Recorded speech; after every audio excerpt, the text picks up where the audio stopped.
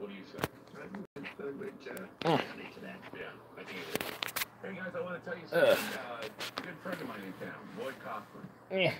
Is president, co-founder of Trauma Entertainment. Of course, you know that I'm the voice of the Toxic Avenger. He's doing Hollywood Theater on Saturday. Yeah. Around town, I'm making a bunch of days. Boom. I'm going to be doing meet and greets. He does at Clackamas Johnson and Barnes & Noble there. But I do know he's going to be at the Hollywood Theater to show Return to Newcomb High, Volume 2. That's 4320 Southeast Belmont. Some light going. 4320 Southeast Belmont. That's Portland. He'll also be at Movie Madness. That's another place he'll be at. He'll be at the Movie Madness. Movie Madness. You can check LloydKaufman.com for more information on how you can hook up with Lloyd. I'm going to try and hook up with him. He called me today. Told me he was in town, but he's been so busy we haven't had a chance to hook up and talk. But I might show up at the Hollywood Got some Theater palm cherry cider. Janine and I will probably be there too. Tastes more like wine. On Saturday at the Hollywood Theater. At the Hollywood Theater. Oh. Yeah, It is the year. I love trauma films. It's that time of year again. This is the Newcomb High Volume 2. And Lloyd was very excited to talk about that. He's also Hold on, I need to get the Spooks going. You book, know what I'm saying? that he's been signing, or he's been What actually. good? We get the fog. Nah. I know the idea. Slate. It's a new book that's out. Yes. And, apparently on November Hold on. 1st, he'll be doing a master Yeah, I got class something better. at Portland State University. I don't got the details on that, but November 1st, you can check pdx.edu and find out more about how you can meet up But with nah, Lloyd. not that one. Make your I own don't think movie I'll do it. masterclass. Yeah. And those are cool because Lloyd Ah, actually gives you yes, details there we go. on how you make your own independent film. Spooky. Check it out, Lloyd Kaufman. Ouch! Plus, it gives that red tint Of course, of fear. I'm the voice of the And it Toxic gets your Avenger. heart racing, doesn't it? Damn! Damn. Yeah, man, shit, I didn't win anything tonight. I can't win shit. You ain't win nothing? No. Well, shit. Don't take me to the gambling place, or I'd lose all my money. Yeah, I ain't taking you to any casino. That's his horror. That's where the horror nightmares start for you. Starting in a casino, you just never get out. Don't kill me, where's my money? I lost my college fund for my child. That would be terrible. You know, you legit got a problem if you like are gambling your fucking kid's college fund or something. I know I can win this, man. I called for you. Want you give me a bit? Let me get $50,000. She's gonna give it to you, okay? Oh no, I can. I should have lost. Shit, fuck. Right. Basically, the summary of that.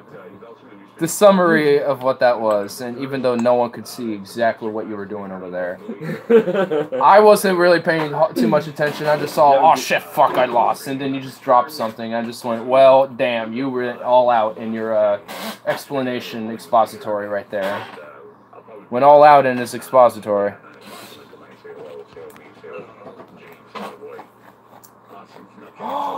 Bandito. Oh, the thief. Huh? Gonna steal him.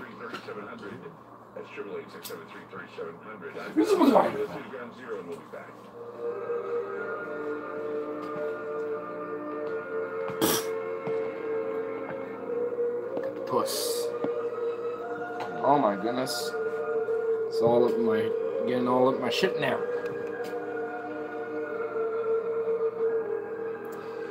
What are you gonna do, buddy?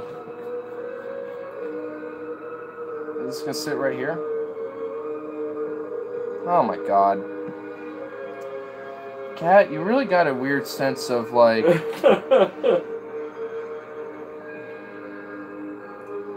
Oh my... No!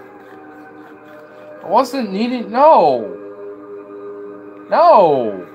Oh my god, don't get comfy. He's getting comfy. He's comfy. He loves you. Oh, Dios mío. Dios mío. Dios mío, el bandito.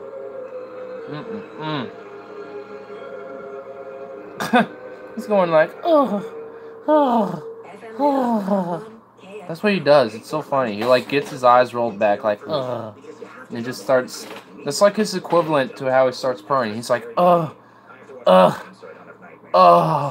It's like he's like moaning. It's a little weird, but funny.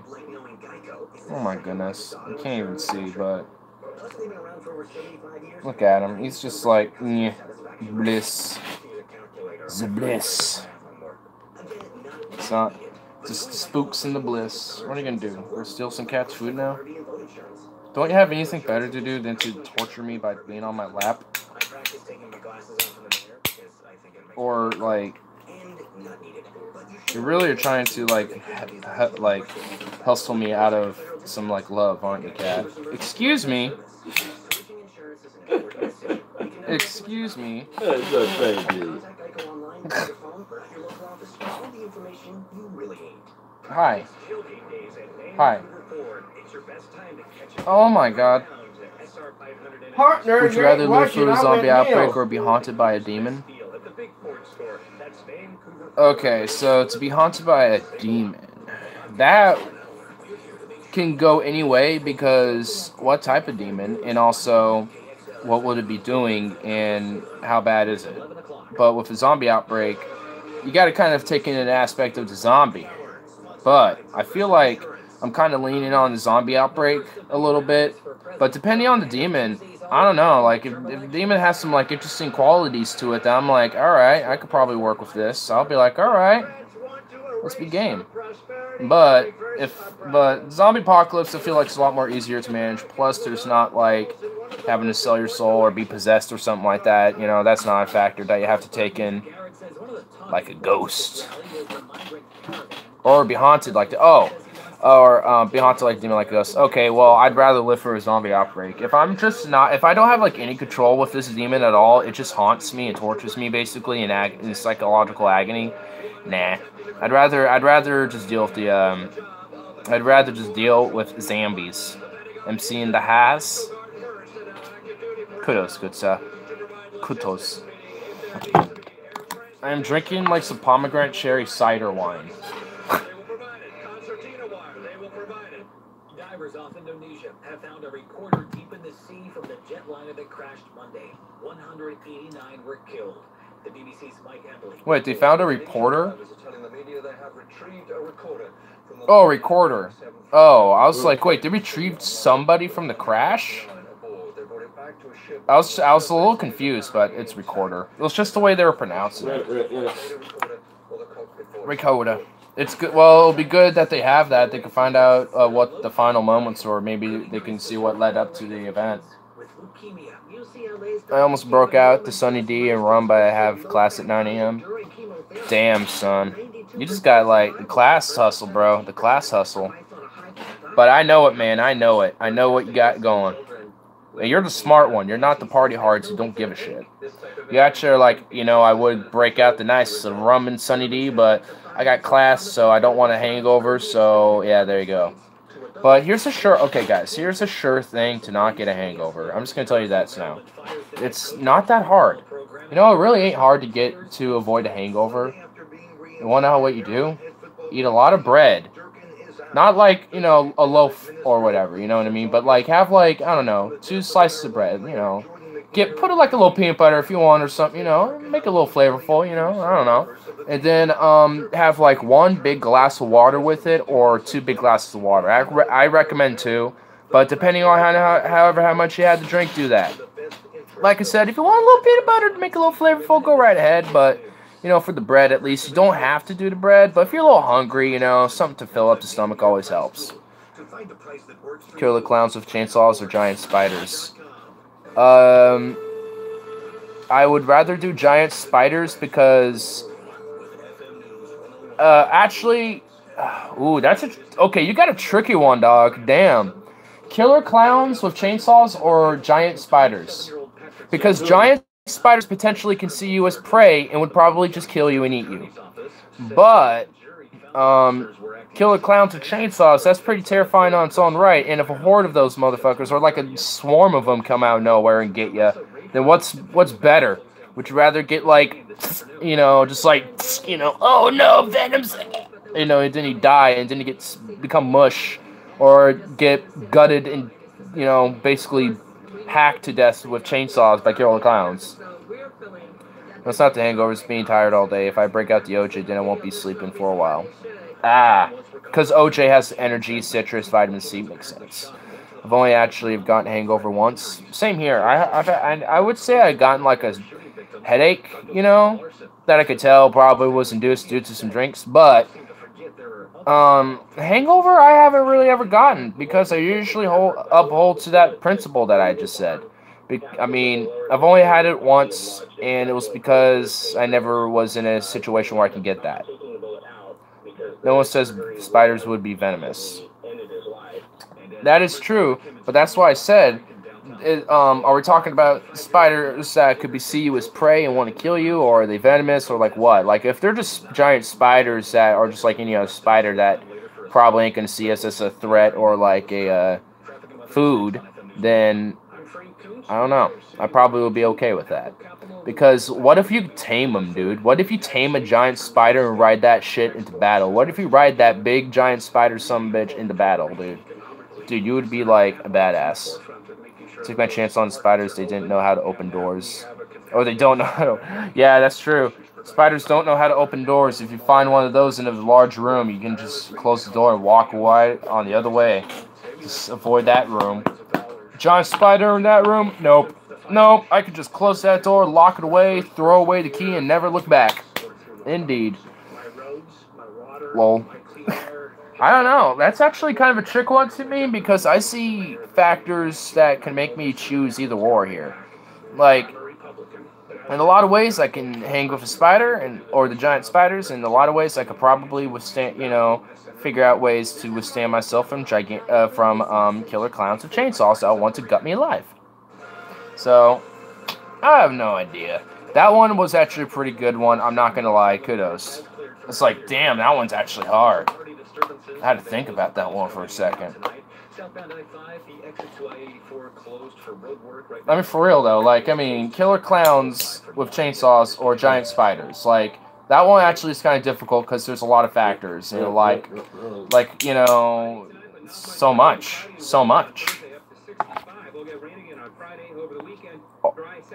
All you have is a sword against spiders and the killer clowns and chainsaws, I'm assuming.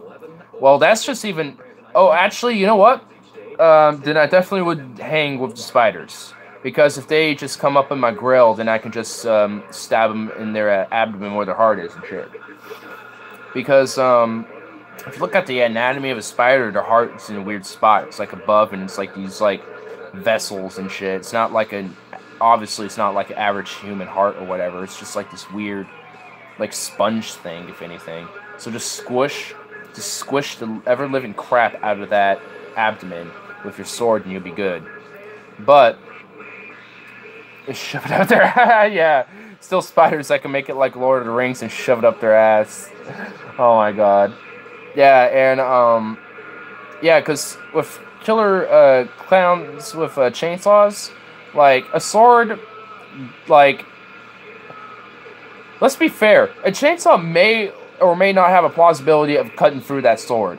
And plus, there's going to be damage, I mean, but at the same time, you didn't say we can't take the chainsaw from a dead killer clown. So I could potentially be dual wielding a sword and a chainsaw and just be like,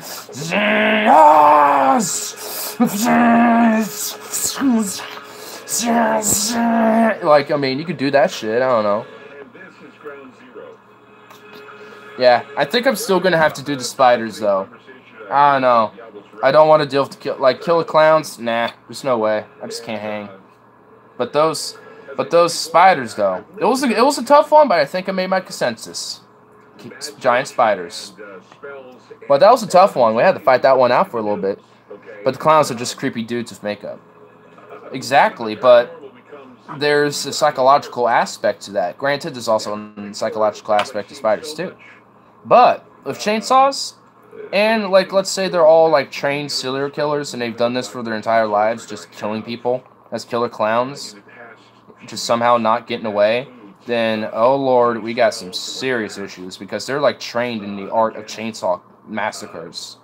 Like, I mean, they can, like, I mean, I gotta like watch my back there for that. Be like, hold up now. Hold up now. on Kavanaugh were spells that were supposed to hurt him. And Thomas Sheridan... What? Are we talking about spells? Like wizardry spells? Is this what we're talking about? Is this what he's mentioning? Spells that they're casting... oh my lord. And the reason why is because they're not good at what they're doing and they're going to backfire. And because they don't work. And this was this is what Sheridan had said. Because and they then don't work. he said, if any of this happens. And sure enough, after well, oh my lord. the spells were cast, it just was interesting to see how just hit them in the neck. children were affected. Exactly. And that would be like, take their chainsaw and be like,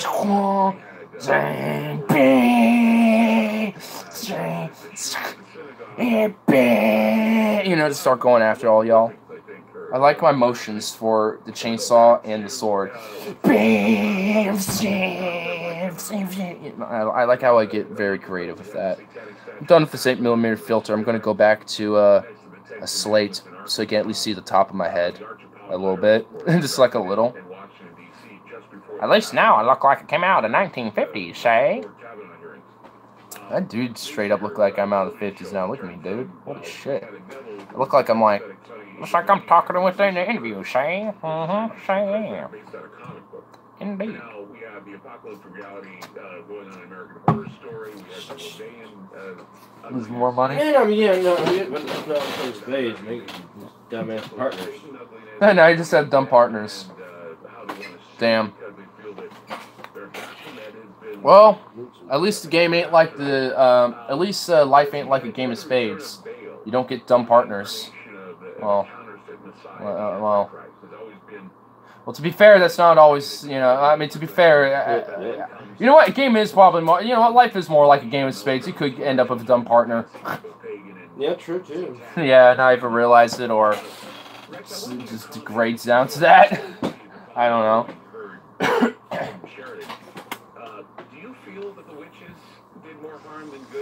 Smoke. Gonna smoke all this smoke. Smoke. Gonna smoke all this smoke. A witch or a wizard of some kind. I mean, we have popular media to be able to, take some of the blame for that. Everything from, Harry Potter to the Night Sisters in Star Wars to, programs like, what's happening with, what we say, Sabrina, the Teenage Witch, that program I haven't watched, but I remember the comics and stuff on that. So, and Rose, Stefan, if you're still here, which I'm assuming you are, guess what I spotted at work? So, this also goes for everyone else. So, I found, well, I guess I didn't find, I just happened to spot running within our store at night a dog. Not just any dog. It was walking on 2 feet. And I think, I don't know, but it might be a full moon tonight because I think it was a werewolf dog. Like a werewolf dog type of thing, you know? Like walks around like us. Like a person. I think it might have been a furry. Furry. Oh, furries, dude. Furries are taking over. They're taking over my town. I think I'm becoming one of them. Oh no. Oh, I think the mere sight of it just kind of affected me a little bit. Anyway. Oh, I tried to get my roommate to testify about the milk in your stream. He refused. Damn. Damn furries. Well, Hots was going to do that, but instead, Class kicked his ass instead. Damn, dude. I mean, I would too, if I could, but I have that. I was gonna actually go to work like this, but I was like, you know what? I'm not going to ruin this uniform. This isn't just, like, an outfit or whatever, and I do wear this jacket casually, to be fair, but it's still a uniform, and it's still like, you gotta take care of it. Like, even when I'm just wearing this, I don't just wear it to wear it. Like, I wear it more even though I do wear it casually, I'm still careful of it. I'm like, I make sure nothing happens to this thing. Because, I mean, it's kind of hard to find a jacket that fits, that's surplus sometimes, especially when you're looking for specific ones like this camouflage. I mean, the jacket itself isn't really difficult to find. It's, what's difficult is actually pants, dude. Like, the pants for these things are, like, hard to find. Right size for me, like, long and, like, either small and skinny or you're just absurdly fat. Like, that's kind of like their weight, like, or like the waist sizes, and it's like annoying because the dress pants I have are like too small waist wise. But I mean, these are like the only pants that are like normally like fitting and actually fit nice and actually are comfortable. But it took me forever. I literally got lucky, honestly, because there's this warehouse. I'm like, do you have any more? They had like literally 30s and 32 waist sizes. They measured every single one, and they had one odd 31 size, and I'm just like, I'll take that one. I was like, because they were out of those. I'm like, do you potentially have one maybe anywhere by chance? Just you never know, and they just happen to have it. So I got lucky, honestly. I got one that I was able to fit me just comfortably, just like perfect. But yes, if I wasn't working, I'd probably be out doing all sorts of other stuff. Probably would have done streaming earlier today too. Get all my goodies to come right on in and see if they get tricks or treats, depending on how they view it. So it seems like everyone here wants treats instead of being tricked. Though the good news is, if they get a trick, it's only because they did it. And you want to know how they get it? It's because they leave. They just leave. They're like, I got tricked. But guess what? You only tricked yourself. You only tricked yourself. But that is what this is about. Whether people want the tricks or the treats. And so far, people have been coming for some treats. To be fair, unfortunately, a good portion of my audience is East Coast, which is interesting. I kind of find that interesting. Like, I'm a West Coaster, but I have East Coast audiences. I have some from New York, Georgia, Alabama, South Carolina. It's kind of interesting. It's like, huh. And but anyway, digress from that point. A lot of them are asleep, so granted, they probably get a show. But I can haunt their dreams. I'll just haunt their dreams. Because I can do that too. Apparently, I guess. One of my audience members DM'd me. He's like, I had a dream about you. And you were trying to kill me. And I'm like, what? I'm like, what? What? I don't kill people. I just threatened to do that online because I'm an edgelord. I mean, I don't even really do that. I downgraded to just kill yourself when I'm, like, absolutely, like, vilified with people. Is Logan getting drunk? I'm assuming so. From what I've heard, Harley got back from a party, so I don't know what he's doing. But from what I've supposedly heard, they were going to have, like, a little Fright Night, like, a horror movie type of thing. So, you know, I'll probably do that later. If they're still doing that, I'll see what's up with them. Because they, you know, besides Harley on weekdays, I mean, they're kind of night owls. But if it's too late for them, it's like, whatever. But, if I can, I'll be like, alright, cool. But I'm more about excited for tomorrow because there's a Blazers game. So I think they're going after the Pelicans. And Stefan, if I remember right, when I saw the Blazers with you, they were against the Pelicans. So it's round 2 this time. I'm seeing round 2 here. We're about to see who wins this one. And this time I guess I'm going with Logan. So actually, I will have to say I wouldn't be going if it wasn't for him. So I will say he is given the hookup in this sense. In this case, he gave me the hookup. The college that we both go to were given some deals on some Blazer tickets for like $15 when they're normally like way more expensive than that. So we're just like, hey, let's do it. So I was just like, we weren't going to do it if we didn't know I was going to have this day off. And I already knew I was going to have this day off because of school anyway. So I was just like, let's do it. Let's get it. So, hell yeah. I mean, I don't normally go to sports games, but I'm always down to, you know, check out the local Blazer game, you know, or whatever. I'm always down for that. And, I mean, the Moda Center is just a really cool place to check out anyway. It's a cool spot. Nice. It's likely to be the 3rd year in a row that I don't go to any games. Damn. Well, you know, you got an excuse, though. You have a reason. You're out in Montana, boy. Ain't no good Montana basketball teams to play on there over there in yonder. I don't know why I went, like, Southern with that, even though, like, Montana's more, like... They don't even really have, like, a strong accent in any way. They kind of have, like, a Western accent, like a Wild Western type of thing, but that kind of, is kind of, a fling of, Southern anyway, so they still kind of have that Southern accent. I guess the Southern accent just branches way more than just the South. I guess it has, like, some influences out from the Midwest as well, because my dad has... I can tell, even because I've been to Montana a bunch of times, there's people that have kind of a Southern ting, but it's not like a ting, you know? It's not like obvious Southern flair, but it's like, you can kind of tell there's some influence that came down there. Not really much of an accent at all. Yeah, like, that's what I mean. Like, you can barely, like, get anything out of it, and whatever there is generally, like, those ranchers that are, like, in the middle bump of nowhere anyway. So, I mean, you know, like, there's not really much of an accent, like... Though I'm sure if if we talk to someone who were living in the UK or something like that, they'll say, yeah, you people in Montana have a strong accent. They talk the same way as Oregon/Washington. Yeah, I kind of noticed about that. Like the Northwest, and it branches off into Montana, but even a little bit into the Dakotas, but not too much after that. They kind of have a same accent. It's not even really an accent. It's just like...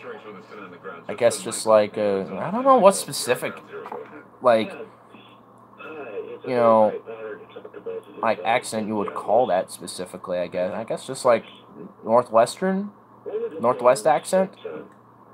That makes sense to me. Because, I mean, whatever accent I do here is generally from, like, people who live off in the ranches and shit like that. So, people in urban cities and young people in Montana generally don't really have an accent at all. Doesn't start changing until Minnesota. Well, of course, because Minnesota. Yeah, Northwest accent is about right. Sounds about right. I mean, some parts of California kind of have it. Like, North of California definitely does. I'm sure it starts getting a little bit Latino-ish once you start getting into Southern California. California's about the same also. Yeah, that's what I was kind of saying, you know. Like, there's bits about California that are about the same, but some of it's a little different. I mean, I'm sure, like, San Diego's probably got, like, a lot of, like, Hispanic/Latino accent dialect influence in there, like, including, like, a lot of different parts of Southern California, I'm sure.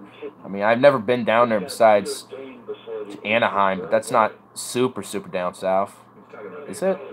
I mean, LA isn't super Southern California. I know San Diego's practically by the border. Oh, well, so does Portland. Yeah, basically. What did I pop this? Oh, yeah.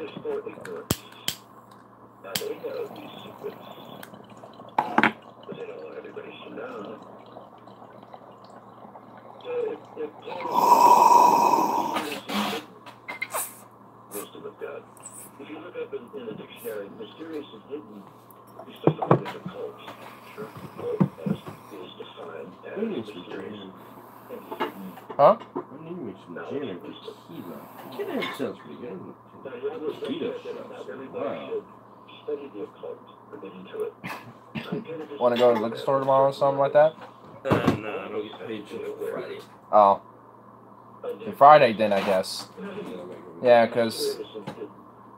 I was thinking of having, like, another little storage of, like, Rayca to have, but I don't know. I'm still, like, thinking about it. Anaheim is very south. South of California is considered in the southern LA mountains. Oh, wait, hold on. Let me just reread it. I just totally, like, flubbed every word of that, I'm pretty sure. Anaheim is very south. Southern California is considered south of the LA mountains. Okay. I get you now. Joe, you got new eyeballs. You have new eyeballs. You have new bloody eyeballs. and you joined when there's a filter, so you have no room to complain. This is your vision, and this is how you will interpret it. But, oh, did I? Oh, I didn't have like my little ammo pouch on me when I. It's early eyes. Yep, the OG eyes. But yeah, speaking of eyes, there's what was I gonna say? There was something about eyes. Oh, I know. Oh, I remember now. Like, one of the little candies I've always liked to grab, you know, or like to have whenever we did trick-or-treating or whatever back when I was when we did as a kid, were the little eyeballs, dude. The little eyeball candies. Like, come on, like, am I the only one here? Like those little eyeball candies where they're like in those little wraps, just little eyeballs or whatever. Just open up, it's just a little ball of chocolate. I think depending on them, sometimes they might have like a little caramel ball in the center or like a little nut. I don't know, but generally it's just like a little ball of chocolate essentially, but it's just an eyeball. It's just like, hey. I mean, it's a simple little thing, but it's just like I like those little eyeball wraps because I like to open it up and just keep the eyes. But I don't have any more of those because of course I just crumbled up, threw them away eventually. But I should have kept a collection of those and just have like a wall of eyes and just be like, here's my collage of eyes. I've collected from Halloween and shit. Damn, I just now think of that after all those years of collecting those fucking things. After all those years of doing that, I now just think of this. Wow. Love Almond Joy, Trick or Treat. Almond Joys? I'm not a big fan of Almond Joy myself. Just because mainly I'm not the biggest fan of almonds. Not that I don't like them, but if I were to, like, you know, have nuts or whatever, like, that's not the nut I'm picking. Like, that won't be, like, the first nut I pick if there's, like, a bowl of nuts and there's, like, a lot of almonds. If it's, like, primary almonds and, like, some nuts in there, I'll be like, alright, I'm gonna grab a handful, and I'm gonna just hope I grab most of the nuts I normally like, and I'll just be like, whatever. But almonds are okay. Never been a big fan of Almond Joy, though. Though what my favorite is how about Milky Way? Ooh, Milky Ways, I'll mess with a Milky Way. I like Three Musketeers. Three Musketeers? Yeah, Three Musketeers. Oh, yeah, Three Musketeers are pretty good. I don't know, you know, I'm always down for a Milky Way. I don't normally grab it as like a candy that I'll just grab, but you know, if it's offered, I'll be like, hey, I'm down for a Milky Way. But yeah, what's another good one, man? Smarties, actually, you know, Crunch Bars and Kit Kats. Ooh, yeah, just like those little individual, like, 2-piece Kit Kats. I've always liked those. Crunch Bars are really good, too. I've always loved, you know, the crunch of it. Like, sometimes when I want, like, a bar of, like, chocolate, I want, like, some nuts and some crunch. And Crunch Bars are always satisfactory with that. 31 Musketeers? What? The 31 Musketeers? Yeah, Robert mentioned it earlier. Three Musketeers, always down for that. Butterfinger's pretty good too. Yeah. You know, like, I always like a Butterfinger, but I don't like how, like, crumbly they get, you know? Like, you know how crumbly, like, a Butterfinger gets? Like, I never have liked that about a Butterfinger. Like, that's why I hate those hard-ass candy corns. Dog, oh, what? Why does everyone hate on candy corns? Okay, you know what? I am the black sheep in this case, but screw you guys. Screw you, all of you guys. Candy corns are my shit. Snackers? Yeah. But back to my candy corn tirade. Like they are pretty I like the taste of them. I don't know. And I like to have, like, a handful of them and just suckle on them a little bit, let them get just a little soft, and just mush them all in, like, one fat candy corn. Like, I like doing that. Like, you could do the same thing with Skittles, too. Skittles are very great. But, like, I don't know what everyone hates about candy corns, but I've always loved candy corns. I, like, grew up snacking on those. Like, we always used to have those, even not when it's Halloween. Milk Duds? Oh, yeah, I like milk. I like milk. What do you call them little balls that come in a milk package? I don't know. Whoppers? I love Whoppers. Oh, Whoppers are my favorite, dude. I love Whoppers. Not those hard-ass things. They're not even that hard. Like, they're not even super hard. Like, that's I mean, they kind of remind me of a Skittle, which I guess is why I like them so much. But I don't know. They're good to me. So whatever. But yeah. But Whoppers are really good. Dots. I love Dots. Dots are pretty good. Skittles. The Skittles. Oh, you got to be down for some Skittles, man. What I actually like is the tropical Skittles. Like the one. Oh, Starbursts. Ooh, yeah. Love Starbursts. Oh, like, you want to know one thing I really wish that Starburst would do is if they would actually have, like, a juice center in some of them. Like, they have, like, the juice centers. Oh, that would be cool. Yeah, like, I mean, they should have, like, I wish Starbursts were always like that, because then it'll actually seem like it's a burst. But I guess they couldn't do what Juicy Fruit did. They couldn't copy Juicy Fruit. Darts? Dots. I don't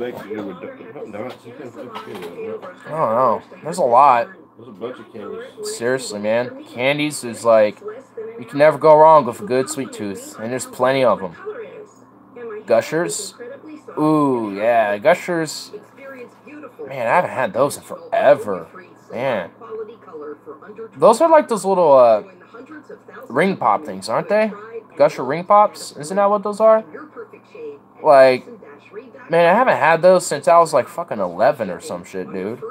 Like, at least for a decade, at least. I think the main reason is because my grandma, like, grilled into my head, like, I think around that age we were golfing, which is why I like golf. I grew up playing golf occasionally, which ended up being, yeah, that's why I like golf, fuck you guys. But I had one, and she's like, yeah, I guess you can have one of those things. You still want to be a little baby. And I'm like, what? And I just, like, looked at the thing, and I just was like, what the fuck? I'm like, what's, like, being, like, a little baby about this damn thing? And I just was, like, befuddled. But it, like, perplexed me. But I guess primitively in my mind, I was just like, nope. Nope, never again. Or something, I guess. I just haven't had one since. They're like gummies, but they have juicy centers. Oh, yeah. Oh, those are what I was talking about, Gushers. What were those little roll pops I was talking about? Whoa, wait. Suzuki likes golf? Lol? Yeah, I do, bruh. You got a problem, bruh? Yeah, I think he stopped making them since the 90s. Yeah, that probably explains it. I think everyone here is too young to remember those little wax bottles you used to bite open and suck the juice out of. Yeah, I don't know. Do you know what they're called? Like, what's the name of them? I would like to, maybe... Like, there's some candies where they still, like, produce them, but they're just, like, not on retail sale. You have to find them online and shit. Like, Double Bubble Bubblegum. Like, I think that's only available online, because my mom loves to get that stuff all the time. And there's also, what else?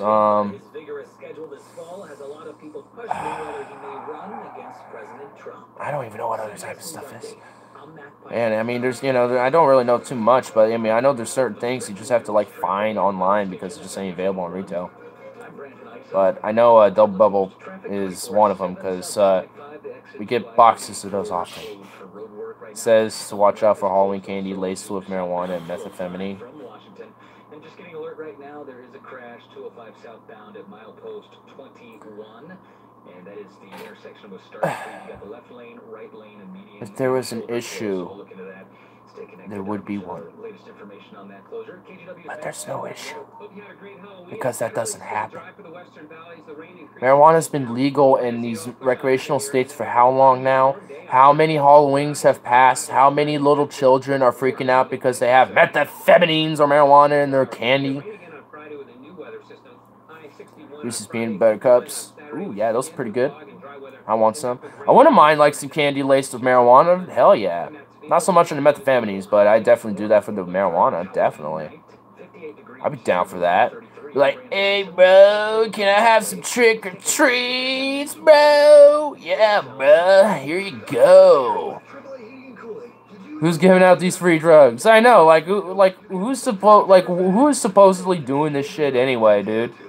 Like, I would love to know, because I would definitely be hitting these people up. I'd be like, trick or treat.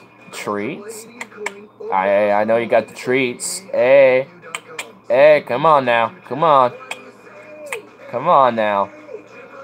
Come on. You know what's up. Pollution. It threatens our air. Pollution. And Big Oil wants to keep it that way. Spooky pollution and Big Oil. Phillips 66 are pouring over $20 million into Washington State to mislead. I know, please tell me the house so I can get dressed up and go for real. Big Oil accountable, making them pay when they pollute. Then reinvesting that money to help create new jobs in clean economy. I hate when weed is so sticky that it just won't leave the grinder. Partner, need to play, please. That's why it's endorsed by the American Lung Association, family physicians, and clean energy companies. Giving out candies and playing a game is not the most productive thing, partner. You should start saying stuff like that. 1631. It means a healthier future for Washington. Paid for by Clean Air, Clean Energy Washington. Top 5 contributors: The Nature Conservancy, Craig McKibben, League of Conservation Voters, Sarah Murray, Chris Stolte. Are you looking for stable, full-time, long-term employment with benefits? This kid I knew dressed up like Michael Jordan, but he was white. Are you saying that he's a racist? Are you saying that he's racist? Are you saying that he's culturally appropriating black culture and also doing blackface, which is by definition being racist? Wow. This kid is a racist. He needs to be exterminated immediately. We must exterminate this child. Very good job, partner. Thank you. Candies. Yeah, but he this culturally appropriating racist blackface wearing kid ain't gonna be getting no candies. He's just gonna get extermination. That's what we need to do with cultural appropriation. That's what we must do. That is what we must do. But there's nothing else we can do. As a small business owner, you make every dollar count. So what could you do with $10? Go to Vistaprint.com today and get 500 Wait, are you calling Michael Jordan a racist? No, I'm calling the kid. Okay, I was being satirical. Don't take me seriously. Was this filter black and white? But no, I was being sarcastic. Don't worry. I wasn't literally saying this kid should be exterminated. For fuck's sake, you should know I'm not saying that. You should know I'm not literally advocating that. But, yeah, but I was just messing around. But no, I'm not saying Michael Jordan was racist, but I was insinuating that the kid dressing up like Michael Jordan was racist. But of course I wasn't literally saying that. I got an exam Friday. Damn, son. I'm only half paying attention. Well, that's what you get when you half pay attention. You miss out. You miss out. Get out, bull. There we go. I was just like, I'm gonna just stay glued in here.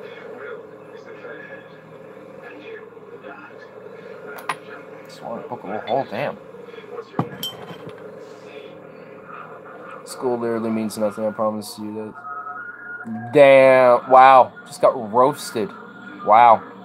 All your hopes and dreams in your career and your inspiring careers just got wrecked. Damn. What's your rebuttal to that, Stefan? Have fun with your friends because those are the best times to be alive. Well, definitely going to a Blazers game tomorrow with one of them, so that's what I'm going to be doing tomorrow. So definitely be having fun there. Probably going to have a little I combined pre-game blunt all in one word. Lowell High School was way better for me than college. Even college was a scam. Yeah, college to me is way more likely to be scammy, especially if you actually are being aware of what's actually going to be useful in that field and whatever. I've just been having monetary issues the whole time, which is mainly the scam. Essentially, I think, is the insinuation I'm assuming MK Ultra is probably talking about is the monetary issue part, which is probably mentioning. Because, I mean, the student loan debt crisis in this country is, oh my god, it's bad. It's pretty bad. There's like so many people, probably yourself. I don't know your actual situation, but I mean, that have student loans and are like probably going to be in debt for who knows how long. I mean, for a lot of people, for the rest of their lives, and for some people, maybe not maybe up until retirement, or maybe up until like until they're like 40 or some shit. But it's constant stress and bullshit class every once in a while. My situation's very bad. Oh yeah, I mean, it's it's about to take over. Damn. But I mean, I'm only mainly going for my own self-interest, and let's just say worse than average. Yeah, but I mean, I'm kind of just mainly going for my own self-interest, and also mainly for political science and philosophy a little bit. Like, I kind of want to explore more of those fields a little bit, and I mean, it can give me an edge on the field I want to get into, but can't do much in that. I mean, if I really want to make it in the field I want to get into, I would have to do like some Harvard shit or whatever. The market is about to change so drastically. Still at least 20 years out. Yeah, it's still lacking drastically. I don't know. It's been progressing pretty exponentially in the last 5 years. So, in many areas, Domino's Pizza uses self-driving cars to deliver. I mean, doesn't Uber have like some self-driving cars already? Or at least like I know Tesla does. Pizzas. And I know, and also Domino's is doing like public repairs on roads. Like, they are in charge of public infrastructure now. Whoa. That's just like kind of terrifying. It's just like, why are we letting corporations do what the government's naturally meant to do with our own like wouldn't that say our system's broken when just companies are just like, buy our pizzas and we'll repair your roads? It's like, what? I've been working on it for about 18 years. 18 years. Every time It doesn't have to. The government has power to stop automation from causing mass layoffs. It's about the weight of an Abrams tank, and it's made out of T1 material. Bill Hicks had a ride. amazing project. Kevin O, never go wrong with Hicks. It's just every time I see each integral piece. But with automation, I see kind of as kind of a tricky issue. Because on one hand, you're not going to be able to truly stop it. Like, eventually we're going to have automation no matter what, you know? So, like, for me, it's kind of a tricky issue. It's like, do we handle it now, or do we like embrace it now, deal with it now, and, you know, try to work on changing our, you know, the system towards automation now, or do we stop it from causing mass layoffs and try to slowly transition to it? And I really don't know. Like, I haven't really delved into much into that idea, really, to, you know, really make my own consensus to it. No point in stopping automation. I say we free the wage slaves. And with underemployment, like, because recently, I just have my thumb like right there.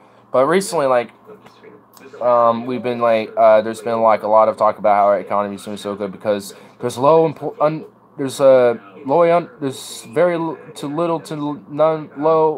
little to no unemployment, and it's just like, that's not specifically a good measure on how the economy does well. I mean, there's underemployment. I mean, there's where people are working more than one job because they can't sustain themselves with one job already. I mean, there's also fuck, I just literally blanked on my train of thought. No one can buy the product. Most of the conservatives in power are dumbasses, but would benefit them if they Get out here. No? No?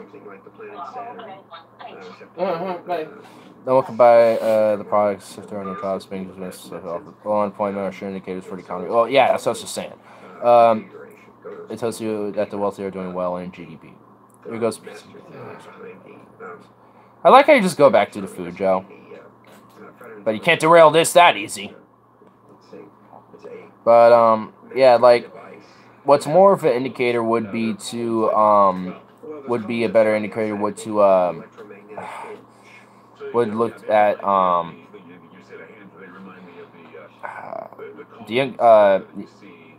I'm blanking on my face right now, what the fuck, would be to, look at, the income rates of people, because there's obviously a very big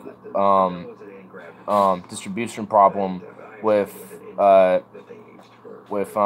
who with these people who do work these very minimum wage jobs. I mean, like a lot of people don't really make a high income off of them, and I mean that would definitely be a far better indicator. I mean, I'm not really an economist at all, so I wouldn't really know what other true real indicators would be really good for that. I want to take some classes on it so I can learn more about economics. So eventually I'll definitely kind of get a basic understanding at some point, but right now I just definitely don't.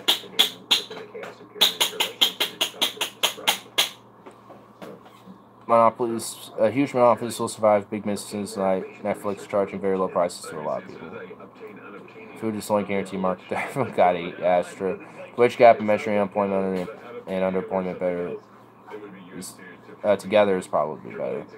Yeah, because if you look at unemployment, but also next to it taking effect of underemployment, I'm sure it will look a lot more. I'm sure it will take in a lot more context into how the economy is doing and how just the average person in the country is doing. And I'm sure that underemployment measurement is pretty high compared to the unemployment measure. Like, I don't know what the number is specifically, but I'm sure it'd probably be, just to take a random guess, 40%. I'm just taking a random guess, but I wouldn't say it's 50. Even though there's a lot of people who are underemployed, I mean, at least Nike creates new jobs overseas. Yeah. With outsourcing, free trade.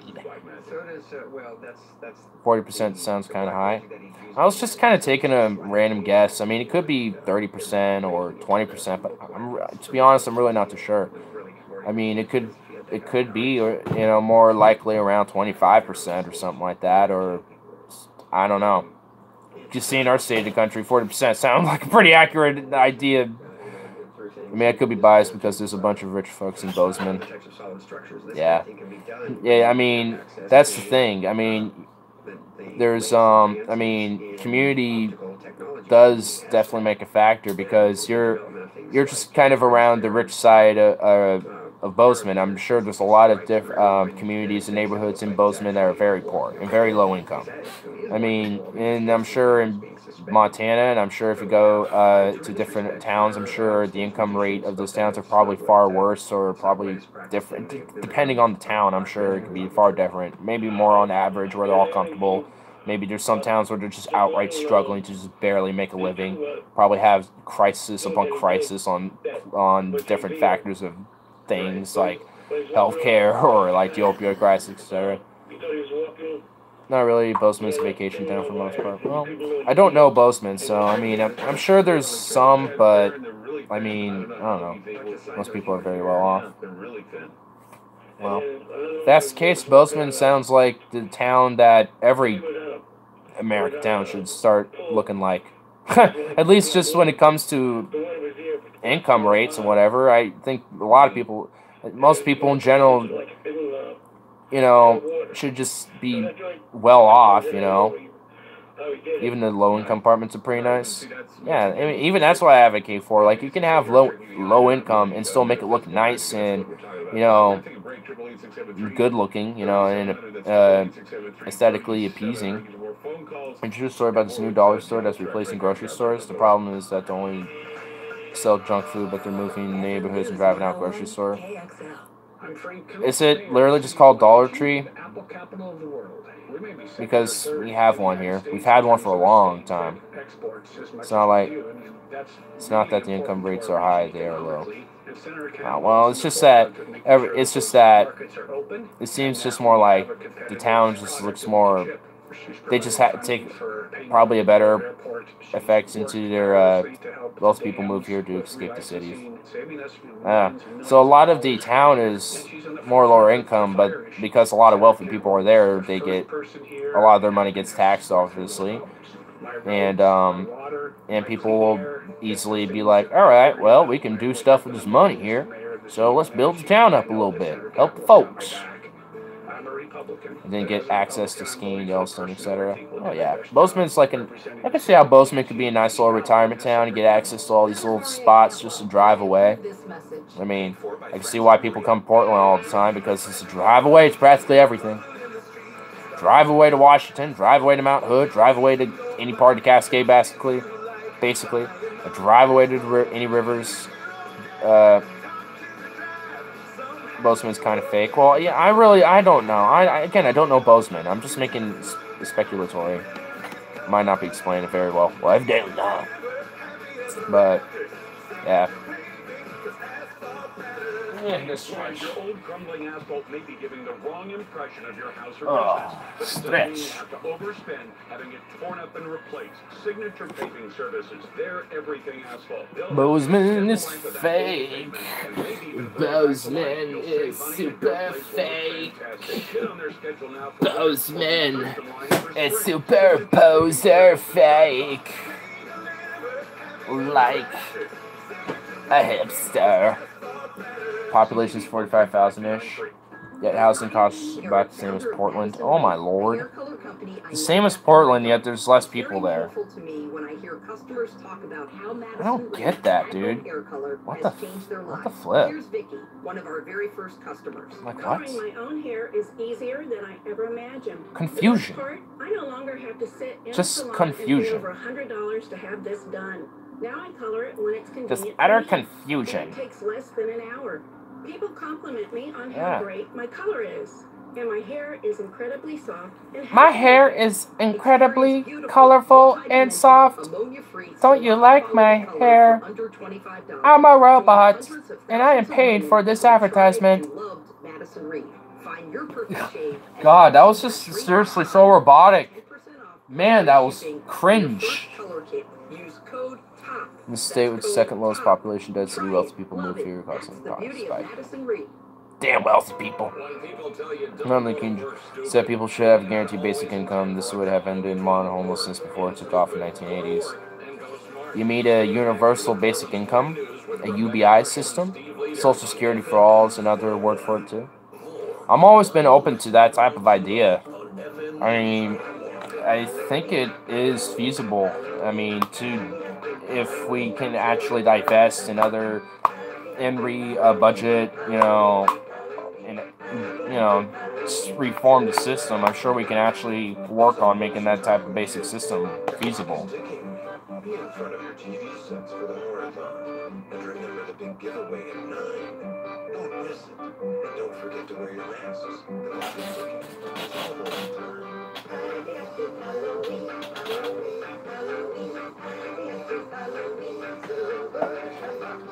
I don't know what's going on. There's not enough services to support the growing population, and everything's always packed. That's basically the nutshell of Portland. That's the Silver Shamrock song from the Halloween movie. It gave me the creeps when I was a kid. When I was watching that, I couldn't get out of my head. And see, there's another example. God, that's terrifying, dude. Yeah, I can't get that out of my head.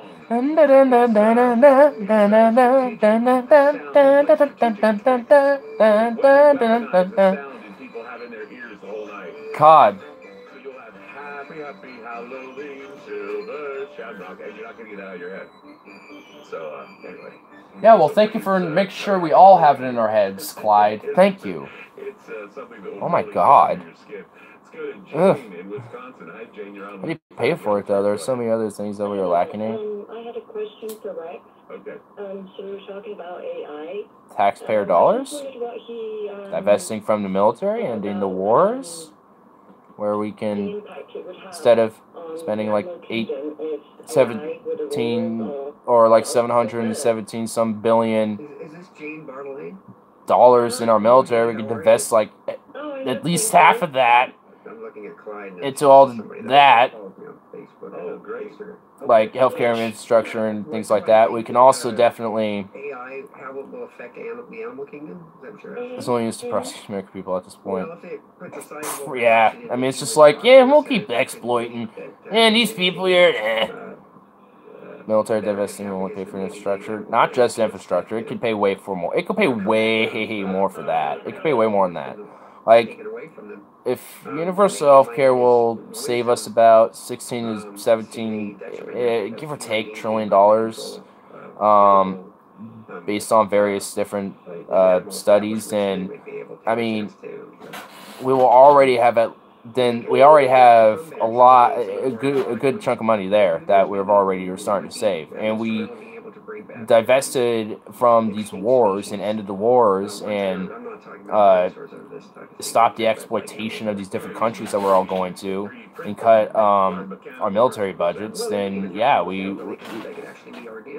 cut the military budget to half. We get $3 billion a year, and that will cost cover a lot of costs for a lot of different issues. Infrastructure will cost $1 trillion or more. Well, I mean, I don't know the solution to this, man. Like, I mean, you're like, you would have to like talk to continue maintenance so that doesn't happen in a year. Well, like, I mean, you would just have to do public infrastructure works. I mean, the same people criticized FDR for these type of programs that got people jobs and a basic housing and shit and a wage, and yeah, he still got it done. And so, like, I don't see how we can not, to afford not to, focus on all these issues like infrastructures, like you're talking about. Like, we can still pay for it. Like, it's not like this is not too much of an issue to me, because like people, like there's a bunch of people who will get jobs rebuilding that infrastructure and maintaining it. I mean, there will be plenty, like all over the country, people will be put into the workforce. So I mean, the money would. I don't see the issue here.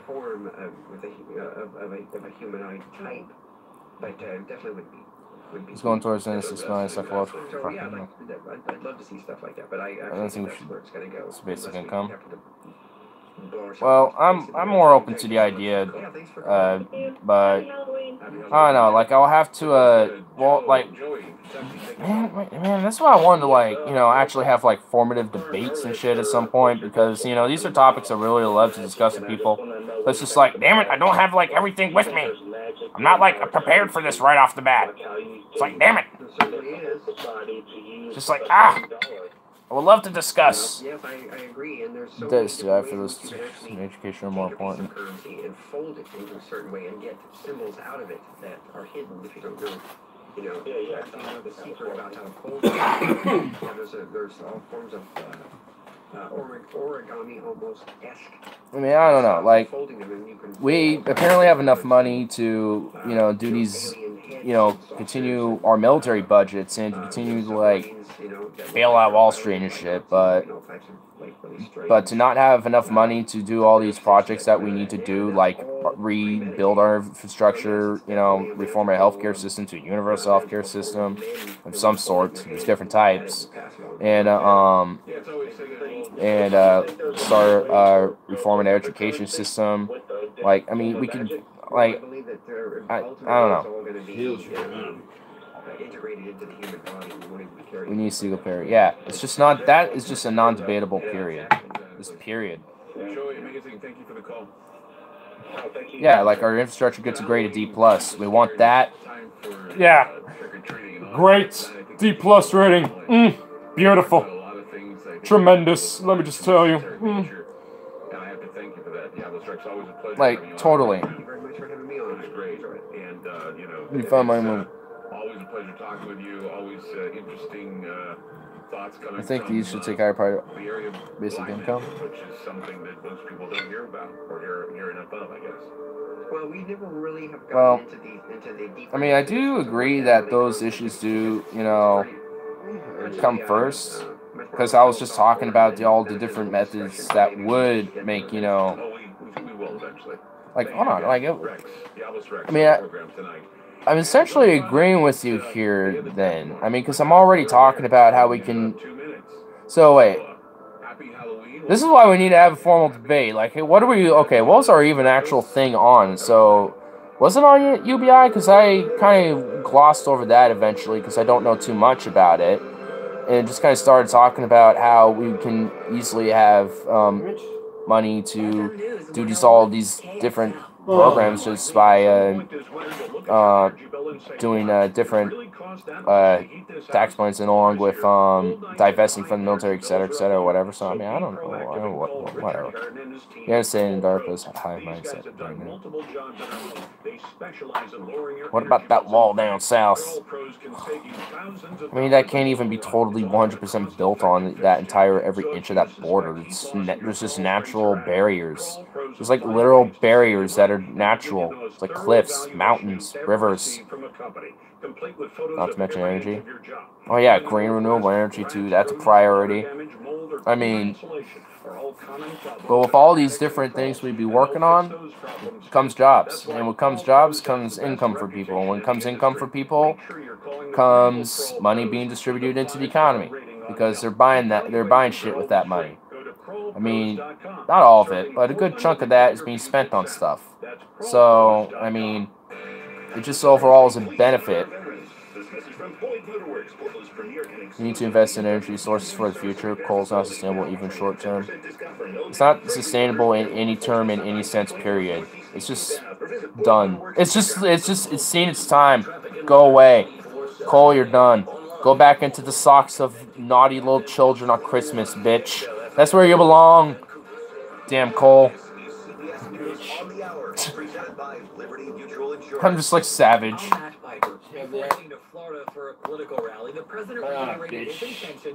Not too many issues at once. That requires too much thought in Washington. Oh yeah. Don't want to think too much on sustainable energy for the future. Basic shit like solar, wind, nuclear, hydro, geothermal. Servers are trying to revive it. Oh my god. Yeah, let's try to revive coal. Yeah, that old thing that causes black lung on people, and that thing that causes detrimental health problems amongst the people that mine the coal. And also it's just absolutely harmful to the environment. Yeah, let's just bring that back. Just like, it's okay. Anti-coal is not popular in Pennsylvania. There's a lot of places in the country where that's not popular, but a lot of it, unfortunately, I would have to say is just due to fossil fuel industry. I mean, we can easily make a lot of these different places transition to different green renewable resources. I mean, there's different, I don't know every single type of renewable energy, but there's a plethora of different types. I mean, just very few that come to mind is like nuclear, wind, solar, geothermal. I mean, those are just some different examples, but I'm sure you can think of different methods as well. I'm sure we can make technology that we can create new methods. So, I mean, we can definitely bring these, we can definitely transition these coal jobs into green renewable energy jobs. And whatever those specific type of energy, like, departments are, like wind or whatever, like where they need to prioritize in, and depends where they're at. You know? Hydro. I mean, I'm open to any source, really. I'd be happy with a cabin in the woods. I would, too, with, like, fat solar panels where I can just have that, sustain my own energy. I'd be happy with that. I mean, I'm sure if a city becomes slums, yeah. It's just, I mean, there's just a lot of issues going on with that. I mean, a lot of the suburban areas are starting to become slummish. Trump loves miners. Yeah, the funny thing, he doesn't even realize that there's just better things, dude. There's just legitimately better alternatives that we can easily transition to. I mean, sure, it's gonna take some time. That shit takes time. But like, you need at least some time to build the plants for the energy, where you're gonna get it built up, and that's gonna need at least some time for people to start training. And you're gonna need some people who are already experienced in these fields, and then you need to start getting like batches of workers start and get ready to transition into that field. And whoever can pull it off, you know, and you know, whoever's qualified can qualify, and whoever just can't, we'll send them to a job program where we'll help them find a better job. I mean, that's fine. You know, like that. You know, that helps. You know, ensure that people can still keep a job. When capitalism fails, pull World War III. It's coming near that. Hydro would not be possible in certain areas of the U.S. That is true. There are certain places in the U.S. where hydro just isn't an option. Trump doesn't want better. He wants back industrial area. No regulations, corporations control everything. Basically, yeah, let's go back into the eras of 1920s where we didn't regulate anything. Like, smart. More people with more services.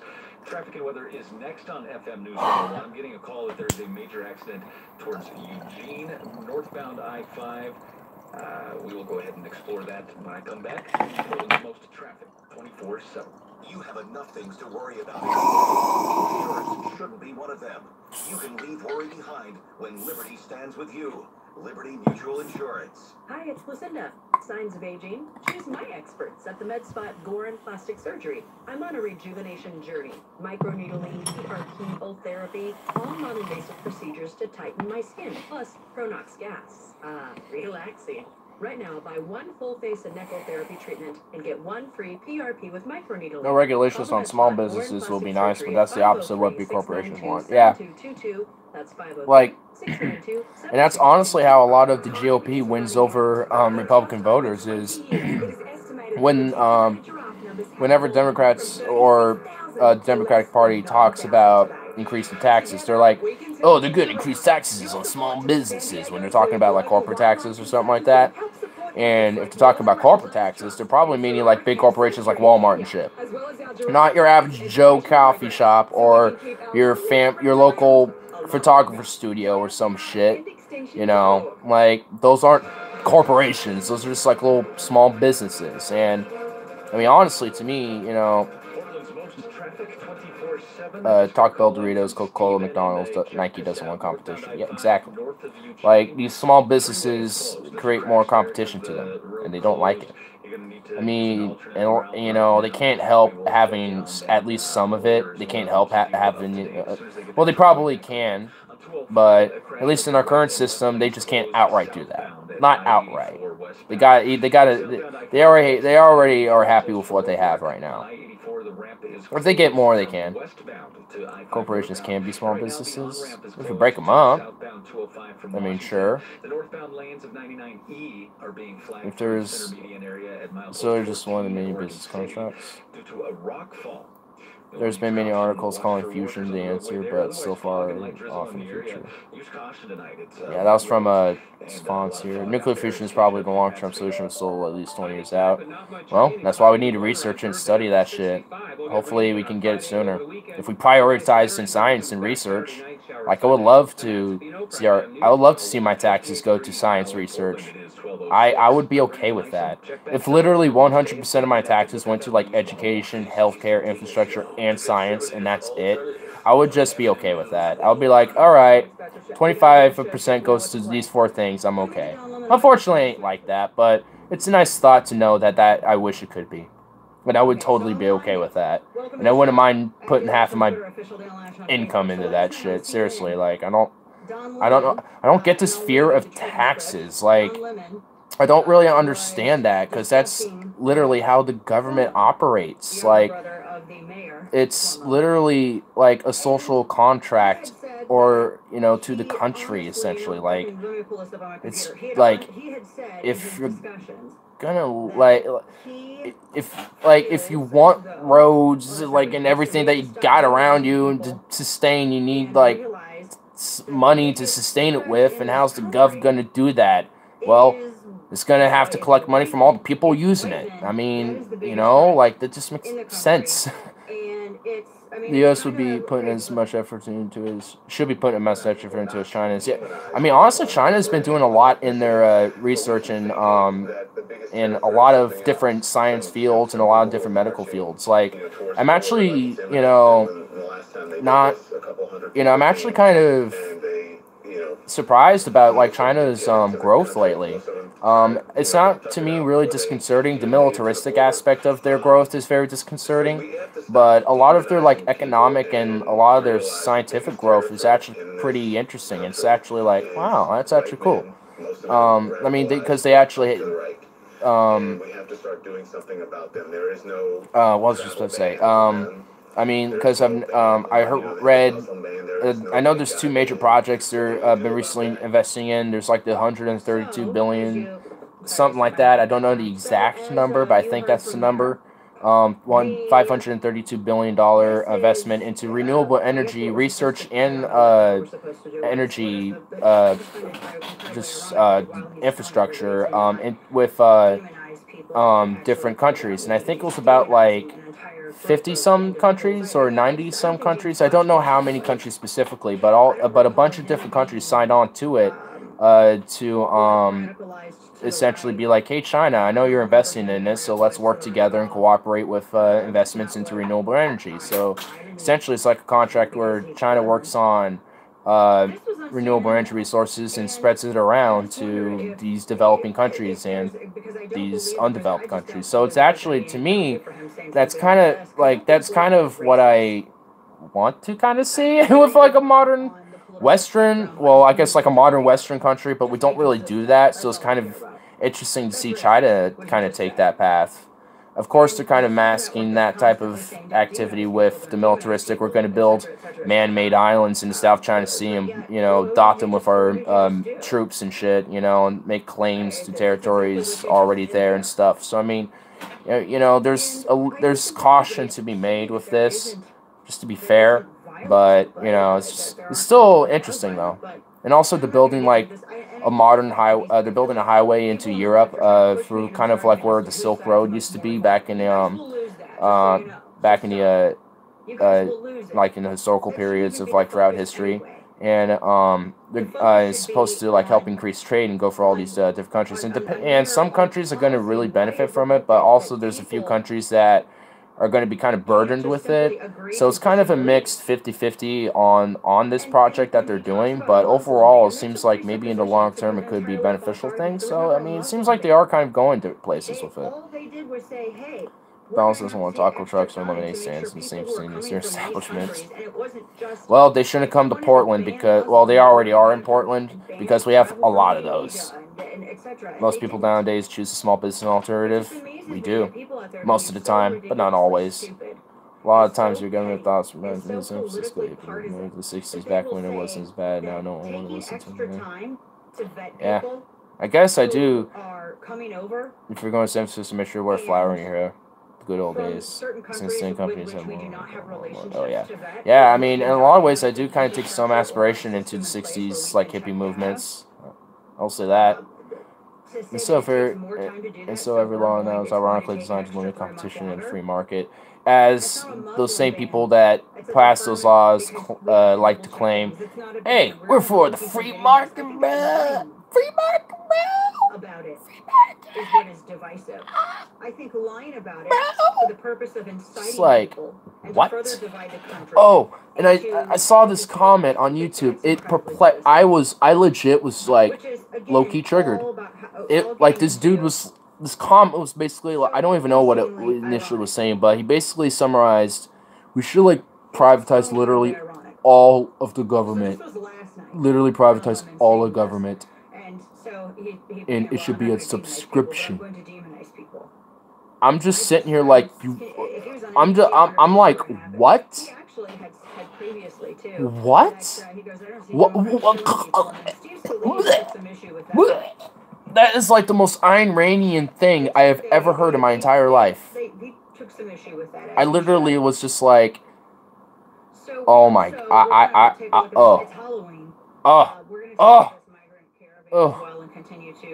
Most businesses nowadays require multiple permits to have high free market with controls.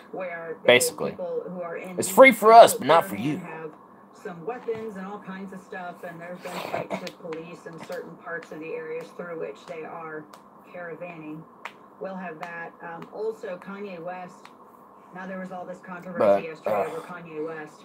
I don't even know what. Because he's decided that he's I don't know if he replied to me yet. I'm gonna have to find out. but I went savage on him. I know that for sure. This about the dude. Like, we should privatize literally the entire government. Then you don't have a government. You have anarcho-capitalism. You have, like, an Ayn Rand dystopia, I should say. It's just like, what? Like, so if your house burns down, you have to buy into a subscription fee to make sure a fire department near you takes care of it.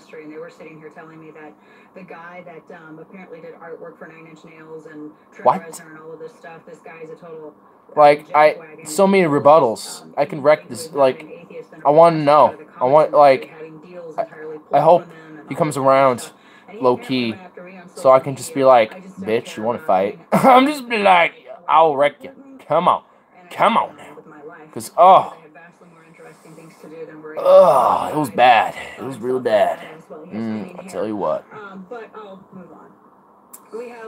Dios mío. Dios mío.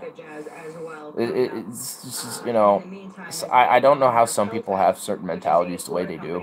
It's just like, how did you come up with that consensus?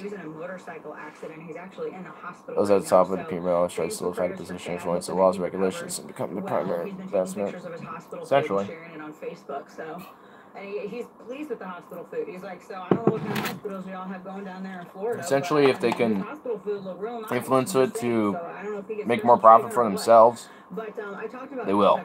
They're just one of my favorite companies. And anybody who's passionate about unfortunately, just some people don't realize that. It's kind of fucked. It's like, you can't not realize that that's what happens, right? Like, you have to realize at least that to some extent. Even if you blame the left or the right, whoever you blame, you have to at least realize that's what's happening. But some people just straight up don't. It's just like, no, it doesn't at all. It's just like, what? Huh? Did you just say what now? It's because they actually support it, essentially. It's just like, oh no, it doesn't happen illegally because I actually want it to actually just be a normal thing. Yeah. Yeah. Checkmate, bitch. Yeah. Works just splendidly. These are guns that not only look cool, some of the coolest looking, if not the coolest looking guns out there, but if I wanted to be a dishonest hack, I could be like, pull the Somalia card, because I know these same people will probably pull the Venezuela card. Not just be like, what? Excuse me? I'll just, nah, dawg. Don't make me have to pull that card. I don't want to. I don't like that card. It's not my favorite card. It's just a checkmate card. It's not even a checkmate card. It's just like a card that I just throw away. But for some reason to you guys, you see it's a checkmate card, so I'll have to throw back at you or something. Because the top requires a stable bottom. Yeah, and that bottom has to be complicit to it. And if that bottom ain't complicit to it, then it's going to start having to jab at the bottom with its own prods. Be like, stay still, bitch. Don't make me put enough prod in you. Alright. We're going to get another in you. You're still squirming. Oh, yeah. Let me just pick it up for you. Good lord. Oh, man. Struggling over here. Dying or anything. Good grief. Don't need you get paralysis or something because you tried to pick up a lighter. God, that would just be sad. It's just like you're like, how did you like lose, like, how did you get any paralysis? I was picking up a lighter. It's just like, what? Damn. With a vested interest in your success. There's daily seminars and classes including core pesticide training, forklift certification, and more. Some classes require advanced registration. Once again, we welcome you to fun and interesting antique farm equipment displays. And bring your family Wednesday night for the expanded... We have received enough fun shit with this filter. You know, well, it's funny. I was just about to say something about that. I was about to be like, well, Joe, I'm proud of you because you haven't said anything about the filter, but you did. But you know what? I was going to do you one anyway, and I was just going to add pumpkins now. We're doing pumpkins, okay? That's what we are now, pumpkins. So, live with it. It's down below. They're all chilling. They're doing their thing. You got to have a little extra... You have to have Spooks somehow. So we got a little something down here, a little extra. Just a little extra. Little extras. Now, whenever people beat themselves and do things, this is why a lot of people decide they're called a cult leader, or just called pie in the sky fairy tale, pixie dust, Looney Tunes ideas. Just shut up. Just calm down. You need to just be normal. Why can't you just be normal? Just be normal. Jeez, we didn't, like, you know, raise you up in society to be this. We didn't raise you to be this. Be complicit. It's just like, damn. Well, I don't know what should do. So, fuck you. Like, for real, like, I mean, it's just basically, like, it's kind of like the same argument that people make with nihilism and pessimism, too, even. It's just like, shut up and be happy. Why are you being so mean? I don't want your negativity. Ugh. I'm sure we all know of our, I like to call it the Logan effect. I'm sure we know about it, but there's been times where I'm sure you can tell that he's quite an optimistic fellow. He's one of those type of people that would be like, shut up and be happy. Quit having so much negativity in your life. Be positive. It's just like, you're talking to someone who's a pessimistic, optimistic nihilist. I balanced the three, bitch, and you're overbearing on one of them. It's making me want to engage pessimism, engage nihilism. Normal is increasing suicide rate. So clearly the system has failed the people. Oh yeah, did that a long time ago. Let's begin. Ladies, none yet. Oh, count in your head if you're driving. Now, 3 more fingers for everyone over 60, 2 over 50, 1 over 40, 1 more if you're not physically active. I'm getting increasingly worried about the 2020 candidates. All of them, except maybe Beto or Bullock, are flawed. And Biden/Avenatti, don't even speak his name, / Bloomberg all seem to get willing to step in and pull a Hillary 2.0. Yeah, they're all trash. Literally, it's like either Tulsi Gabbard, Nina Turner, or like Bernie. That's about it. They're like, it's not looking good. Like, I don't know who might step out of the woodworks in 2020 and actually become like a pretty good progressive we can actually look up to, be like, this is the person we need. But I don't know. I can't say for 2020, but I know what is being mentioned. And you just mentioned one that I won't even mention his name hence again. I think the only person who could beat Trump is Bernie. I agree. I honestly do agree. Warren's like a coin toss. She would have to really like pull a hardcore Bernie, but she's too strategic, so she probably won't. Bullock has my vote as of now. Who's Bullock again? What's his full name? John Bullock? Michael Bullock? What was his name again? Type of propaganda that you would have seen in Germany in 1938. Tammy Duckworth decides to run, I would definitely consider her. Turning people into infested I'm sorry, vermin. your head in the pumpkin patch is freaky. It was Jesse Ventura run. Steve Bullock, look him up. Alright, I'll look him up. I haven't heard too much about him yet. But those other ones that you mentioned earlier, nah. Like, Michael Avenatti, who are you? Like, you're the lawyer, you're like some smug punk lawyer of Stormy Daniels. Who the hell are you to try to run for president, bitch? Step aside. Like, oh my god. It's more progressive than you probably think. Well, if you're talking about Bullock, then maybe. I don't know much about him. But if you're talking about Avenatti, I'm about to be like, oh god, no. Or maybe Canby Colbach, or how Colbach, or however you spell it.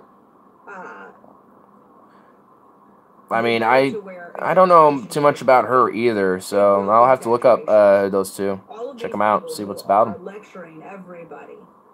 But oh my gosh, oh my God, I mean, Joe Biden's looking to be like a definite 2.0. No, Avenatti's the global version of Trump. Oh, fuck him. Thank you. That's all I needed. Was fuck him. Good. Thank you. You're on my page. Stupid partner. I'm afraid to think that, and may I be forgiven, but feel that we got Trump for 6 more years. Our only hope is to keep Congress away from Republicans. It's not. See, this is the optimistic part of me coming out a little bit, and it's just like, I don't know. I mean, I don't know. But, you know, at the same time, I don't know. On a scale of like 1 to 11, how sassy maybe. you want me to be today? 'Cause I'm in a sour mood. It's Halloween though. At least we can minimize damage. Yeah, that's true. We definitely could definitely. Nice. We could definitely do what we can to minimize what damage we can and obstruct as hard as we can if we actually get a decent blue wave in 2018. And maybe 2022. Or 2020. I mean, even then. If we don't win the presidency, if we still get a blue wave even there, well, they're not going to do much unless they just pull a bunch of executive orders, but we can just pull the executive order in chief like they did with Obama. So do they want to do that? Do they want to be hypocrites to their own argument that they made? Actually, they probably would because they do that. But I don't know. That was a really big one. So we'll see. It's more moderate, but she serves as a national unifier. If she's more moderate, then I'm now more skeptical. Because to me, moderate seems more like corporate-y. That makes me in. But I don't know. Yeah, maybe one of us will win. This is another 4 years of Trump. Why even bother if the country's too far gone at that point? All the candidates except Avenatti would be better than Trump by a lot.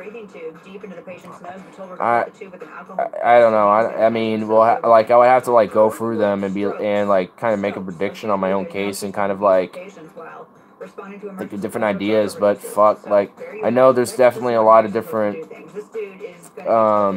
folks who just are not likely to beat him at all. Biden would be a huge improvement. I mean, that guy lost. He ran like 3 times and lost every time. Like, the only reason why he became really known was because he was the VP of Obama. But, like, he lost to him in 08. I mean, he lost, times, at least 2 times before, every time he ran. It's just like, I doubt he's gonna win, like, at all. Like, I mean, even with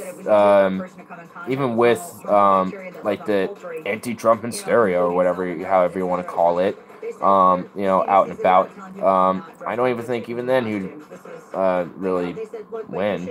I mean, he's a coin toss leaning towards Trump on that one. Like, don't keep them in bed with you. Don't kiss them on the mouth because you're a freak. Don't be doing any of this stuff, weirdo. Just, treat it like it's a damn chicken and you're going to be fine. Like one that you what the hell? Is someone getting kinky with a chicken? Why is Dana talking about these stories? I just said we got that clarified. Did someone get freaky with a chicken? Moving on.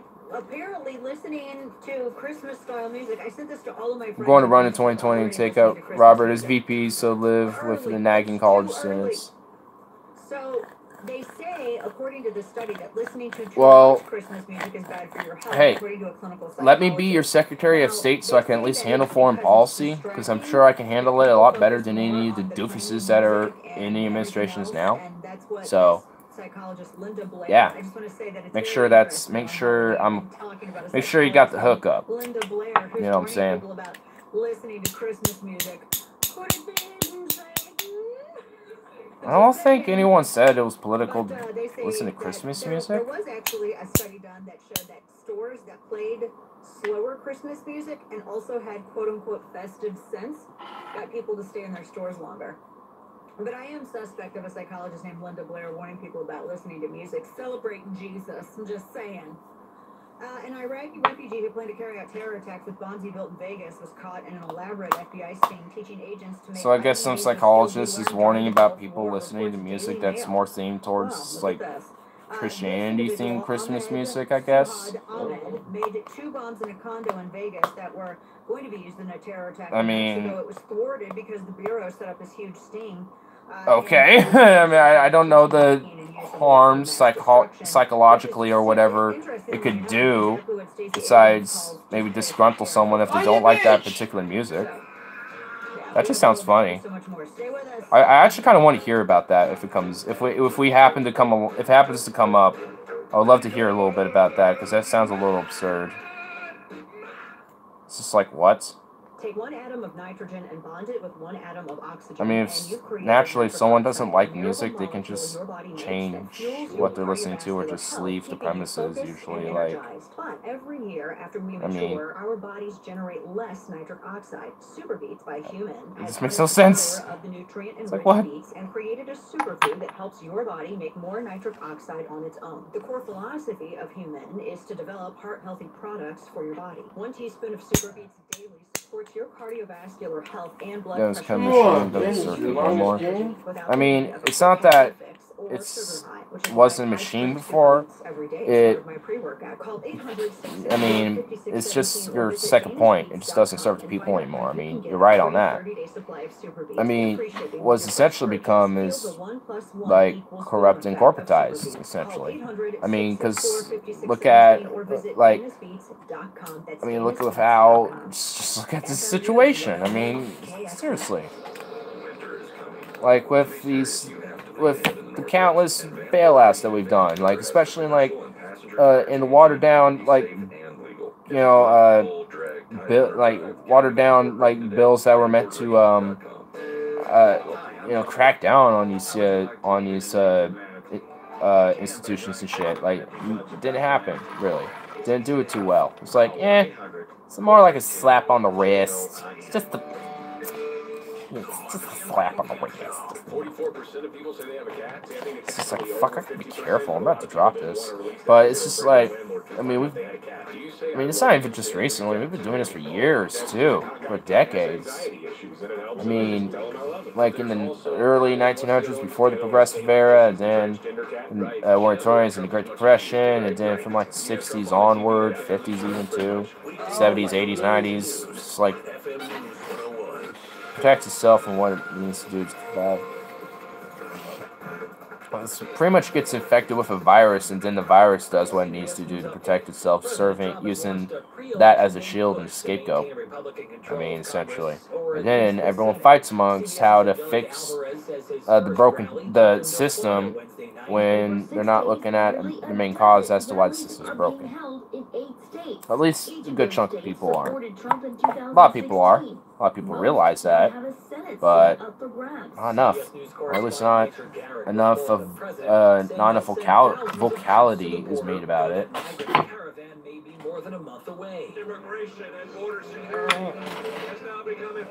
A month away, nah. 1 month away. Washington bubble. I found another real good wild card, Tammy Baldwin. Is she the relative of Alec Baldwin? Hello. Tammy Baldwin, are you my relative to me, Alec Baldwin? Added benefit, she represents Wisconsin, is state sorely needed. Curious. I don't know much about her either. These random candidates, you have better access than I do. I'm just sitting in a garage. So, you have better access than I do to research these candidates now. She's a Bernie-style progressive. Alright. She sounds familiar, actually, so I might have heard about her. Bernie-style progressive, what we need. So, let's get her. Get done. As soon as we get Bernie-style, then we get Trotsky-style. Yeah. And just be like, we do the party like it's 1917. Watch for workers on the roadway, and then the 1100 block of Northeast 82nd Avenue. Right now, there's heavy police presence for what is being reported as a stabbing Police and medical personnel on scene right now. Otherwise, fog and light drizzle in the area. Caution on your drive tonight. Matt Tofino says you'll see high in the upper 60s today. Brandon Isom check back several times each day. There we go. With FM News 101. Sometimes it just doesn't want to get on there. You have to tap it a few times. American Humane. Every year, 30,000 elephants are killed by poachers. No! Screw the poachers. And also, Eric Trump poached and it became a whole big debacle. Anyone remember that last year? These animals need our help. Their very survival depends on our ability to protect them. I like how if I'm like right here, you can't tell I'm wearing a hat. Right here, you obviously know. Am I hatless or am I not? I don't know. Of course, I have to take it off there. I just don't feel like free college is going to help anyone that much in the future. Sucker fuck up first considering 2020 campaign. I hope not. We can definitely do without any Zuck, you know? We don't need no Zucks in office. We don't need the unholy Zuck in office. An important message from Medicare. Between your doctor visits, You get things still need to work with the establishment to get anything to prevent the feeds on self grows. I mean, we don't. It's not that we need to work with them. It's that they need to work with us. I mean, that's kind of. I mean, there's still going to be an establishment elite class, but we can make them work for us, essentially. I mean, that's the whole point of it, really. Healthcare infrastructure and more important than free college. I mean, I do agree, yeah. Though I do think we can tackle those three issues for sure simultaneously. I mean, though healthcare and infrastructure are definitely something we need to tackle first, if we did. On FM News 101. How they're going to spend it. My guess? Nothing. And if they do have to say anything, because look, I think it looked like what it was. I think it looked like he was trotting somebody out. The timing of it wasn't great. The media, of course, was all over it. Shame on us as far as I'm concerned. And he didn't seem well, and it seemed exploitative. So I think they say nothing. And if they have to say something, they'll say the enemy of the people barked Kanye out of the game. Oh boy, I like how they're just so laughing about it. Welcome back to the show, I'm Dana Lash. So it's Halloween. All of our bumper track music is reflecting the fact this is the day where all of my normal everyday items. Healthcare is the most important issue to me. Obviously, an age-affected issue. So I'm marinating in that. Oh yeah. I said when all of this went down definitely with the Kanye thing, right? Like, it's a major issue for me too, because I mean, they're like, what if I injure myself somehow? Like, what if I broke my leg or broke my arm riding my bike, or got in a major wreck or something like that? I mean, that's likely to happen for me. I'm a guy who rides my bike pretty often. I mean, healthcare is just an issue that everyone is affected by, no matter what. Like, it's gonna, like, you can think of some factor, with your day-to-day life that you could probably need, healthcare, insurance, or whatever we have now. It's like, yeah, it's probably a good idea that I should probably have that right now. So, Kanye West. I mean, Bernie is the best choice. He is. In this current climate right now, he is. Well, this government is unlike anything we've seen. Technology will create jobs for development traits. Everybody has to agree to. I mean, it can, but it will just create different types of jobs and not as abundant. So it would. I don't know. It's a very that still again is a tricky issue that I don't know too much about. I just have listened to some people talk about it, especially of recently, and it's something I've obviously have thought about, but just not a lot of, because I just don't know too much of the issue. If you're not well, all the roads in the world won't help you. Exactly. If you're if you're stuck at home what's even paying taxes worth it? Because you're not even going anywhere, and it's not even going to anything really, for you at least. I'm sure for every other person, but like essentially, what's that point if you're just handicapped with medical bills? Who knows what he's gonna do? Your technology careers are in AI, deep learning. You don't know how fast that bubble's going to burst. So TMZ, Yeah. I think, had the story first. I mean, so there was again, I don't know. I'm not really too sure. Black exit, It's from the Democrat Party. interesting. It's like there's a lot of different factors that I haven't considered too much about on that. Or what? I don't know, but apparently it was this clothing line that was going to come out. That's why, like, I know we should eventually at some point, go to a UBI type of system, because if there's just, when automation does become a thing, we're going to have to, and people,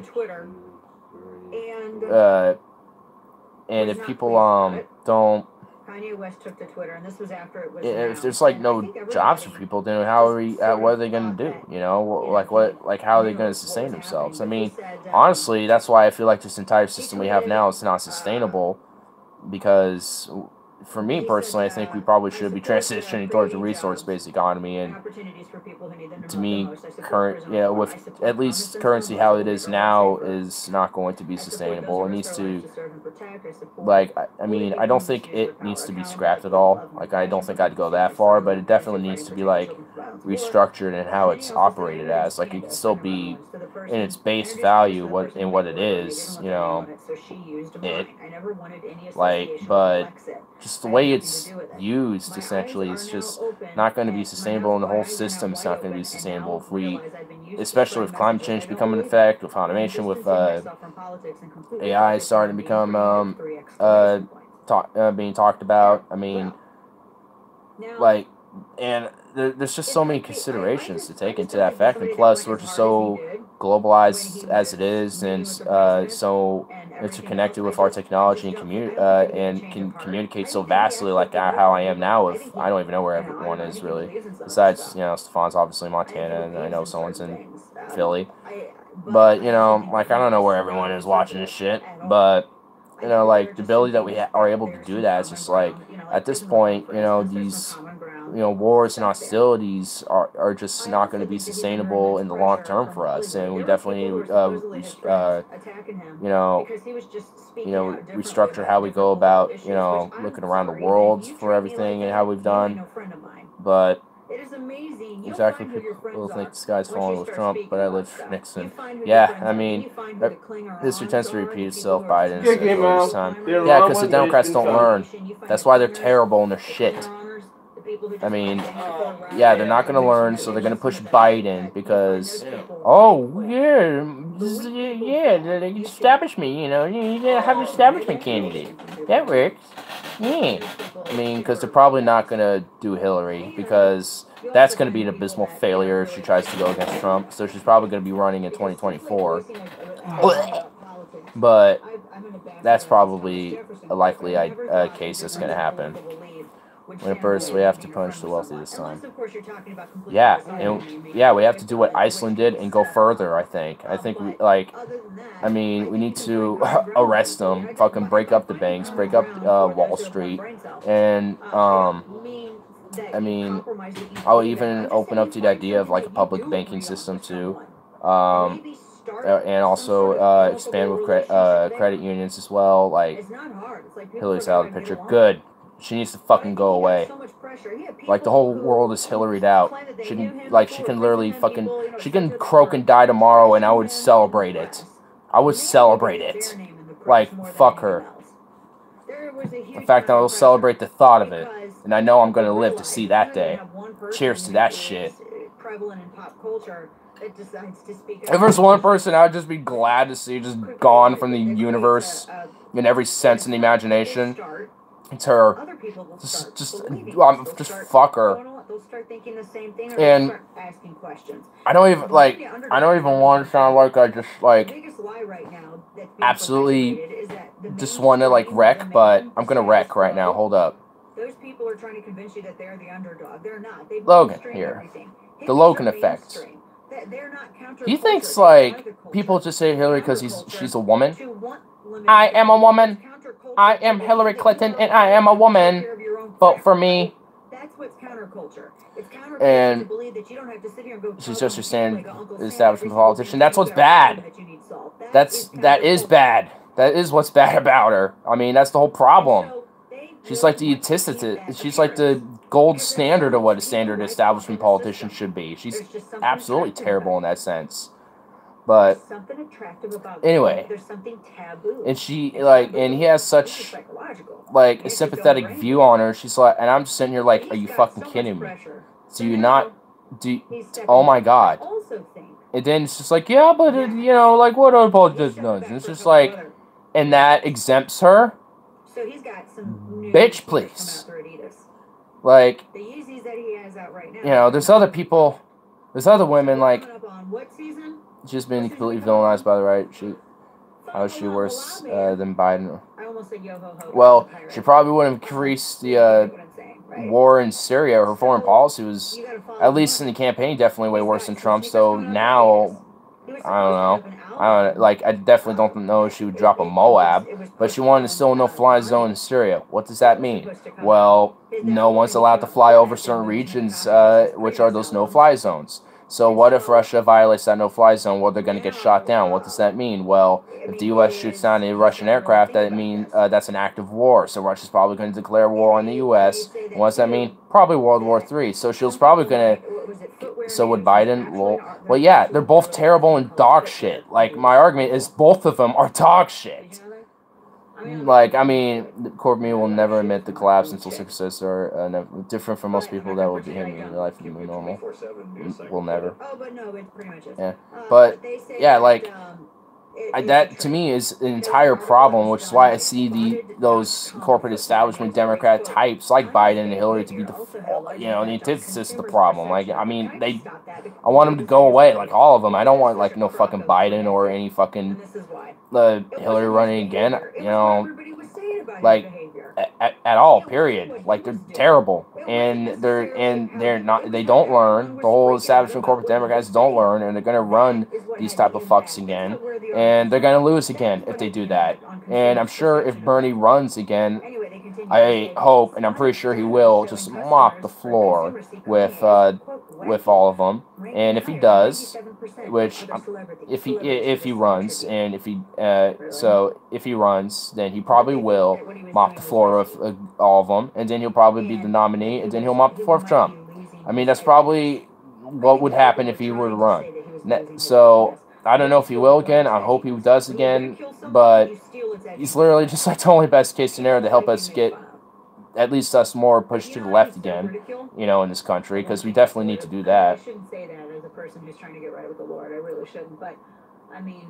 It was said that she was the center of Russian propaganda in 2016 question. I don't like how villainized she is. It's the same deal with Pelosi. They are both completely villainized by both sides, even though they're just facing the country. Well, they're both problems because they're not like they're being complicit with these problems. They're not. They might not be directly involved or the direct problem of these issues, but they're not going to push for things like universal health care or push for like a $15 minimum wage. Fuck, like I think Hillary was like even thinking like, oh, you know, I want to do a $12 minimum wage. Like, I mean, granted, I'm not 100% on a $15 minimum wage. I think the living minimum wage should go by the districts of each state, but I would compromise on every state in general, just instead. But they would rather continue endless wars and then spending on the military. They'd rather, you know, continue to bail out Wall Street and shit. Like, they're just Republican light, and fuck that. Just fuck that. Still pretty progressive, and she's too power hungry. In what way is she progressive? What the fuck? Okay, hold up. Like, how is she progressive? Hold up. You're gonna have to like convince me on this one, because there's just no way that corporate sellout that's been in there for like 50 some fucking years, like twice my damn age, in office, is like in any form of progressive. Like, she's been like one of the top dogs of the corporate establishment. It's important that you know where things are at. I don't want you to be hearing Vote against things all like, the oh, wars. well, looks like they, I mean, you know, we might, I mean, did she it looks though? like this race is gonna be I mean, none I of the don't races know about are her okay. specifically, Keep but I people mean, safe I for know I just with a was good proud. chunk of a lot of them there were, but I'll have to double check with her. But I don't know on that. Get out and vote. Purple Heart Foundation. All these people that She's are founding helping member of the organizations Progressive fought Caucus. to preserve your right to vote, so don't waste it. This Veterans Day is actually coming up. What is it? I gotta think. I mean, when was the Progressive November Caucus 11th, founded, Veterans though? Day. And I mean, it's, that, like, because I don't know when the Progressive Caucus was actually I founded. think that we should assist those who sacrifice and serve for us every day on the calendar year, but particularly Veterans Day is when they get universal national recognition. And think about, I want you to think about what a donation to the Purple Heart Foundation. Tell me when it was founded. These vets and their families. Now, there are a lot of organizations out there and a lot. Because I know of the one of now, and it definitely would exile her in a heartbeat. Because I know the Progressive Caucus of now would definitely does not condone anything about her. That's not what Purple Heart Foundation does. They're not all swank because they're actually out there in the street doing stuff.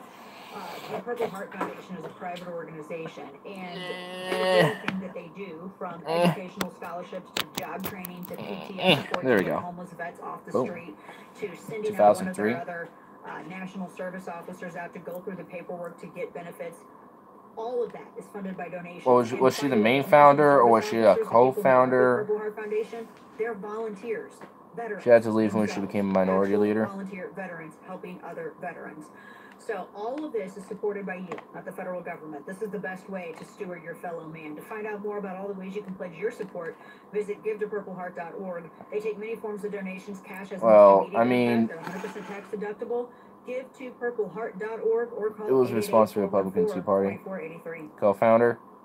Well, I mean, either way, like, she obviously doesn't represent what, like, at least what the Progressive Caucus of now would represent. I mean, she's the head of the Democratic Caucus now, at this point. The head of the, I don't think, she's not the head of the DCCC. Someone else is the head of that. I forgot who the actual head of that was, but she supports assault weapons ban. Well, pretty much most Democrats support that, unless they're like a moderate blue dog Democrat like Joe Manchin or some shit, or like Kurt Schrader or something. But I mean, a lot of Democrats fall behind that issue because a lot of them don't take NRA money. So of course they're usually going to vote on that.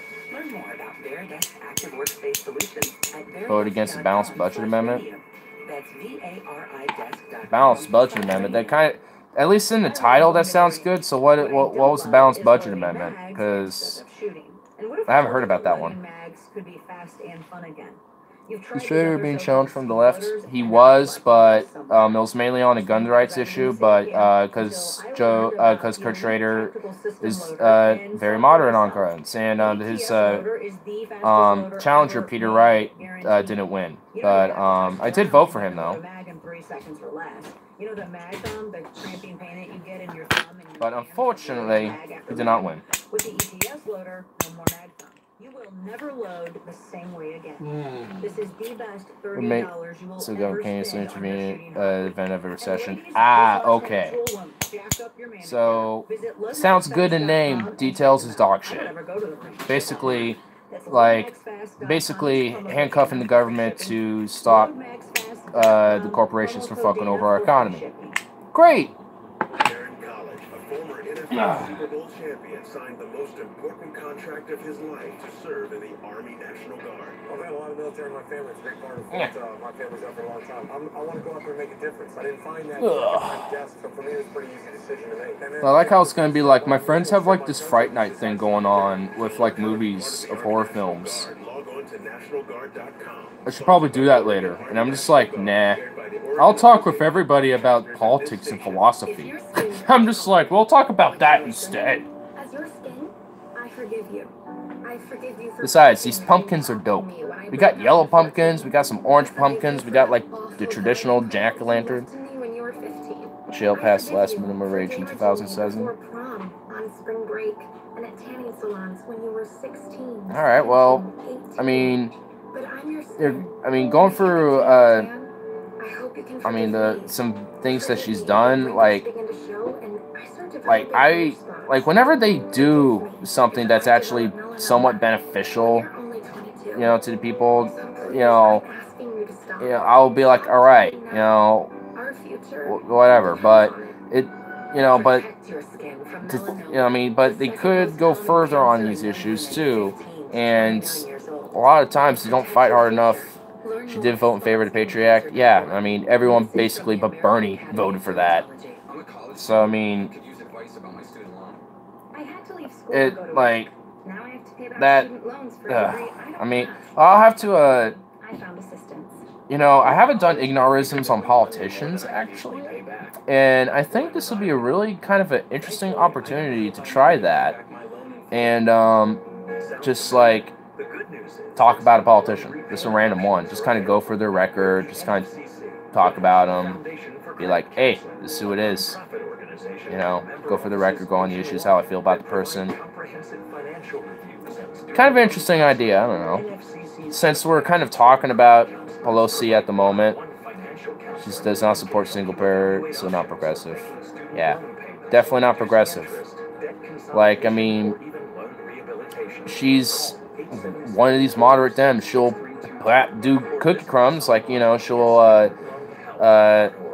vote against the balanced budget amendment, or, you know, help do minimum wage increases or stuff. I still think she's unfairly villainized. Well, I wouldn't use villainized. I mean, the Republicans will villainize pretty much any Democrat, but for me, it's not villainized, it's just the corruption. Like, she's part of the problem of the corruption, and I would rather see that rooted out and be gone, thoughts, instead of continuing along with that status quo, essentially. I mean, that's my main argument. It's not necessarily villainization. While they're still there, and if we can, we need to fight them to be more left on the issues. Everyone in bonus. Well, I mean, to be fair, she looks freaky as fuck. I mean, come on. She looks kind of scary and possessed, in a sense. I mean, I don't know what is with it, with these, like, old, like, female Democratic women that are just, like, corrupt as fuck, but they all just look like possessive. Next House Speaker. I don't know. How does that shit work? I mean, I don't know everything about our system of government totally. I guess whoever's the majority, I guess the representatives appoint whoever they want to be on the Speaker of the House. And then the minority will obviously appoint their minority speaker. Like, they essentially, they all just kind of vote on who they want. And then if they're all like, do you agree with this person? They're like, yeah. It's like, all right. Well, this person is now speaker. It's like, is that essentially how it works? Because, I mean, I don't know. I mean, right now it would be Pelosi again unless the party votes are down. I would be really interested to see Tulsi Gabbard as Speaker of the House. That would be really interesting, but that would be lovely. But I doubt that would ever happen. So who would I want to see? When I see it, not because but because it's too early. I don't know. It's too early. Nobody needs to start doing that stuff in October. I'll have to consider what options, or at least consider the options, because I mean, I'm not really. I guess I just hope it's not Pelosi. Yeah, seriously, I seriously, no more of the Losi's. In Chicago, Mariano's supermarket. But you know, actually, who I would love to see if he wins, Richard Ojeda, dude. Dude, have you seen some of his like political ads, dude? Guy's kick ass. Errol Blumenauer. Not likely, but that guy would be pretty cool. Oh, Blumenauer? Is that isn't he representative of Oregon? Errol Blumenauer. I mean, what the fuck? Fucking bug. Wow, I just decked that bug. Like, he just, like, like, and knocked him, and he just fell. I went like, boom, bitch, and he went, eh. Just straight down, dude. Representative for Portland. Oh. I don't know. I mean, that'd be interesting. Sure. I'd be down for that. I just don't want to mess around and get like. I mean, I don't know all of, like, I know there's a website where you can go to and check out all the every issue that politicians like voted or kind of participated on. It's I think it's called On the Issues or like The Issues or something like that. And it just like goes into basically every politician's record basically. And that's something. And I think that'll be like a keynote of if I do ignorism. So I think I might make them specifically something different where we like delve into politicians and shit. It's like we'll check out the issues, their philosophy, and some of their record and how they perform as a person. But it'll be good education, I think. I should organize 3 options that I would approve. Well, aren't you just showing your bias?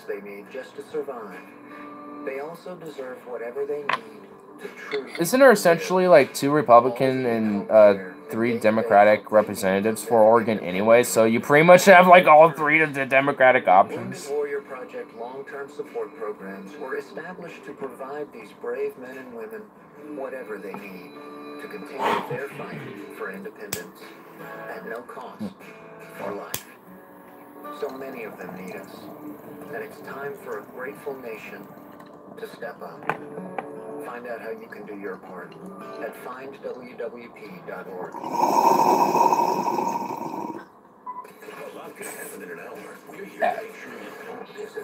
Stay connected with FM News 101. Good gross. It is 1 o'clock. No, that's right. That's right. That's too much. I agree. President Trump in front of a crowd of thousands of his supporters near Fort. He's a moderate that doesn't do anything. He Walton sucks all around. But he's hoping momentum will build for them to get out and vote Republican. That's absurd that, like, we got these people that just suck. It's just like, wow, tremendous. How tremendous. I like how I'm just like checking out notifications while I'm doing this. Wow. Dopamine loop is strong with that one. Very strong dopamine loop. I should be ashamed of myself. I should just be ashamed of myself. What? I was just streaming and just out of instinct I just did this. Did what? Checked my notifications mid-stream for no reason. Oh. For no fucking reason at all. I just did it. Just why not? I guess. I was just like, let's just check out my notifications. Like, what am I gonna do? Click on any of them? No.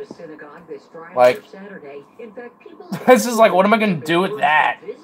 As a demonstration of support and unity for the 11 people killed in Pittsburgh and all. That's a long ass battery there. American Jewish Committee's David Harris. Damn straight. Where did this from? Where's this from?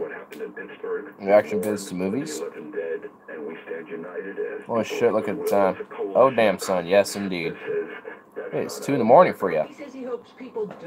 I'm out. Farewell, Stefan. Oh, you're using this one. New court documents show how an FBI sting led to the arrest of a man from Iraq, now accused of showing off his. You did one to my favorite one. Yeah. To be fair, I did forget to upload the shit to Vimeo, which I'm gonna have to do, where y'all can actually kind of see the hard view, where y'all can get it. And I'll have to link it at some point. I'm terrible. I have a Vimeo account. I just haven't put anything on there yet. I just need to do this. It's like that's all my to-do list. I need to actually make that a priority. Like, oh my god, it's bad. It's real bad. Oh. I'll have, I guess I'll just make it a public thing, because, I don't know, I'll have to make an unlisted thing for, that, and I'll just have to link it to everybody. So, I think I'll just make an, like a 1-minute vid saying, hey, I'm doing this, and, I hope you remember it. I'll link that back in there for you. And here's also the rest of it. The other half. Waiting for part 2 of the Donut movie. Might as well continue the legacy. I mean, why not? I mean, like, I'm gonna have to at some point. As soon as I get a new desktop, I realized there's some. Oh, Stefan, if you're not out totally yet, yo, Stefan, if you're not out totally yet, I can't believe I'm doing this, but you gotta I've been finding desktops that are actually fairly cheap, so I'm just wondering, low key, if you find a place that has a really cheap desktop for good gaming and shit like that, let me know, because that'll help me out a little bit.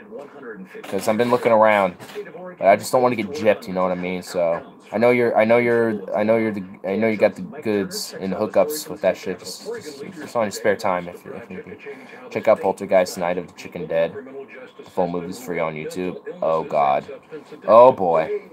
Well, I'm gonna have to write that down on movies list for sure.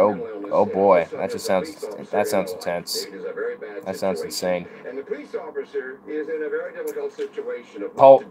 Poultrygeist, Night of the Chicken Dead. Would you be down to watch that sometime? Poltergeist what? Poultrygeist, Night of the Chicken Dead. Sounds pretty strange. Indeed. Sounds like one of the greatest B movies of all time. The greatest B movie of all time. Just let me just tell you. I like how this... A Colonel Sanders production. Hell yeah. I like how this charger is so good. It charges and I can stream at the same time. I was at 4% and got myself to 7. I could go on literally forever now. Dude, imagine that. A 24-hour stream on a phone. Holy crap. That would be brutal. Jared from Subway is in it. What? Jared from Subway is in it? This is a fucking bug, dude. I'm distracted by bugs. Yes, finally. Oh god, oh no. Oh boy. I'm gonna have to definitely make sure my friends are in it to see this. But I'm not gonna tell them Jared's in it. I'm not gonna tell that. I'm just gonna say, hey, you need to see this movie. It's absurd. And I just want to see if they can find Jared in there from Subway. I'll just be like, I'll just point it out when it comes out. Be like, Jared from Subway. Be like, what? Oh, it is. He didn't go jail for porn. Didn't he go jail for porn? No, he got caught with child porn. So, technically, yes. It's honestly the funniest movie I've ever seen. Okay, alright. Poultrygeist, Night of the Chicken Dead. I gotta see that. Night of the Chicken Dead. Is there a part 2? I gotta know. Is there like a trilogy, or is there like a series of this? I'd love to know. I wish I had like a super torch that I could just go. Wait, it's landing. It's landing. I think I got it. I don't know. I hope it felt it. I hope it understood what I was about to experience. You'll want to use caution through there. Otherwise, fog and light drizzle. Be aware of that tonight as you're driving around. Tropic Thunder. Oh my god, that movie's great. Dude, I love Tropic Thunder. That movie's hilarious. I mean, I wish that... I mean, what's funny is that, you know, no one... What's funny is, when I first saw that movie, I didn't realize that Ronnie Downey Jr. played a black guy. He basically did blackface. Of course, it got me off guard. I was like, what? What the fuck? I was like intensely like shocked, but it just made it even more funny. It was just more absurd.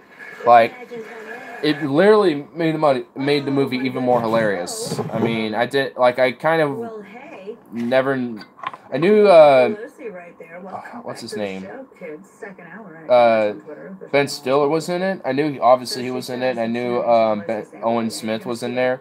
So I mean, I knew those two have worked together. So it's like, all right, those two were in a movie. All right, it's probably going to be pretty good because Owen Smith and Ben Stiller do a lot of films together.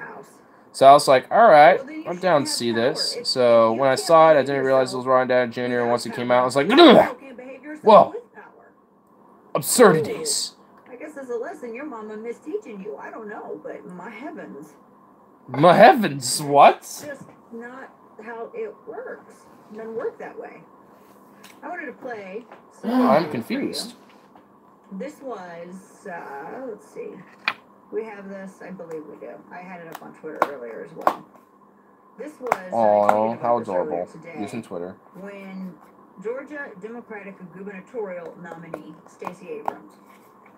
And it's about, it's a good bit of audio, and I think it's worth listening to all of it. She was asked, she was being interviewed by my friend Megan McCain on The View. Megan McCain. She's going to ban semi-automatic firearms. Semi-auto firearms. And this is like one of my first tweets. And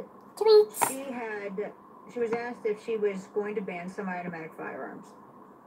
And then semi-auto. when she gave, it's basically just banning all guns at that point, because besides bolt action and pump action or lever actions. The question was whether she would go door to door after she bans these perfectly legally up to possess firearms. If she would go door to door. Well, it wouldn't be up to that point if that were to be the case, hypothetically. Is that Abrams would not answer. Thank you for coming to the show. You have been endorsed by Everytown, which is an anti-gun organization, Michael Bloomberg's anti-gun group as well. You say you're proud to have Michael Bloomberg and others. She's like, I was like wondering. I was like, wait, did it cut off? Taking away the AR-15, which is the most popular rifle in America, but away from people. Do you, like Everytown, support banning the AR-15? So let's be clear, I am not anti-gun. My great-grandmother taught me how to shoot when I was growing up in Mississippi. I like trap shooting, I like target shooting. I don't hunt because I mostly eat chicken, and that just seems me. 56 Center, Spar, Pizzagate. However, I know that the most responsible gun owners Pizzagate wasn't even like, does it? the responsibility for the firearms. Absurdities. And making sure that only Absurdities. people have those firearms.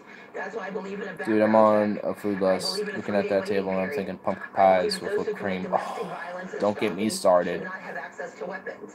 I do not believe that weapons of mass destruction like the AR-15 belong in civilian hands. And I don't think okay, that's a little bit of a stretch. That's a little. I mean, she kind of did that as a zinger point, but that's definitely a stretch. It also is an amazing amount of destruction, and there's very little that can be done. Well, shotgun does probably arguably more destruction, at least at once. Your honesty, and I assume that by banning it, you would be rounding them up. It's the most popular gun in America. Around 61% of all U.S. civilian rifle sales. Would we be rounding them up from civilians in Georgia that own it? We have had a ban on assault weapons before in the United States, and I think that we should do it again. I think that there has to be a conversation of how it's accomplished, because we have to recognize she didn't answer her question. National conversation. But I do want to push back on any notion that I believe that the Second Amendment is not the law of the land. I support the Second Amendment. We buy my father rifles every Christmas, and the gun cabinet was his gift a couple of years ago. It is possible to believe in responsible gun ownership and to believe that there should be regulations on that. Anthony Scalia said on that point, I do agree with. We have to believe as a nation that when our communities and so she bastardizes Scalia there, which I'm going to get into as well. But this idea, though, she called an AR-15 a weapon of war, which is pretty amazing to me because I mean, technically, it's just a civilian variant of a weapon of war, the M16A2 / M16A1, depending on the variant. M16A2 is the modern variant. They mock those who believe so, I mean, that it is easy to go and round up millions of people who are here. I mean, technically, I guess, aesthetically, but actually go door to door to not necessarily. And confiscate millions and millions of firearms. It's just not how that works. The idea that it is somehow, first off, it's not even an assault rifle. It's a civilian rifle. An assault rifle. Civilian variant. Anyway.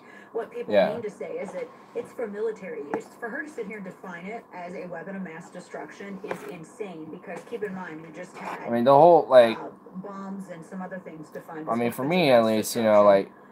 It is not. An assault weapon could mean anything that you're using to assault with, like a pistol could be an assault weapon too. So I mean, I never have liked the term assault weapon for any weapon really, because any weapon could be an assault weapon. I would generally prefer like combat weapon or something like that if someone was to use it for something like that.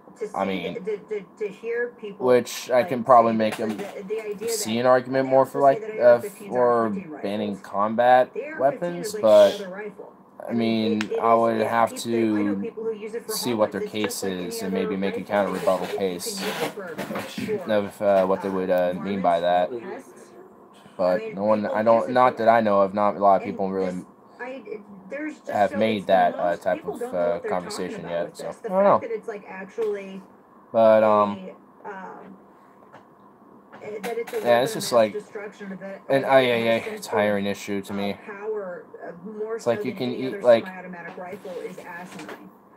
mean, she kind of glossed over the point of like, I believe in the, you know, you can have, you know, someone to have a rifle, but also have regulation on it too. While I disagree with her forms of regulation, that specific point I do agree with.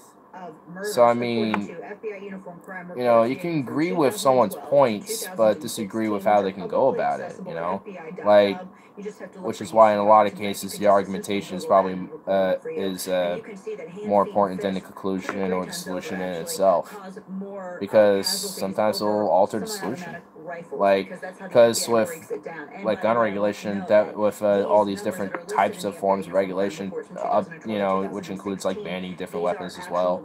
I mean, there's so many different forms that, and so many different things that people agree and disagree with, that how can you, like, you know, it's like, what type of regulation can you agree with, you know?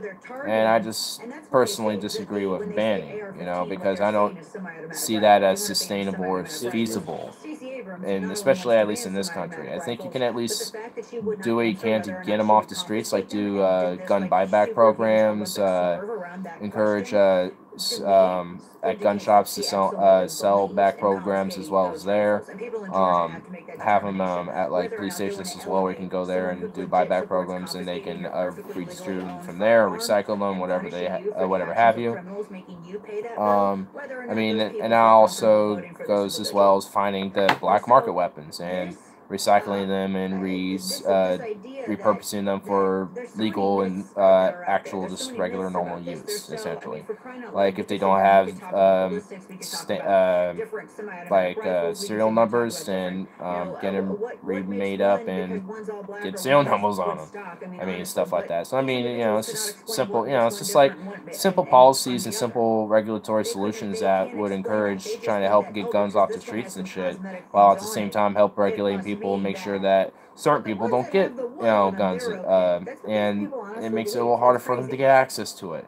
While you can't stop every single case of this happening, at least we can lower our numbers. At least we can, you know, reduce, you know, the numbers of how many mass shootings we have, from school shootings to whatever the fuck have you, to a minimal.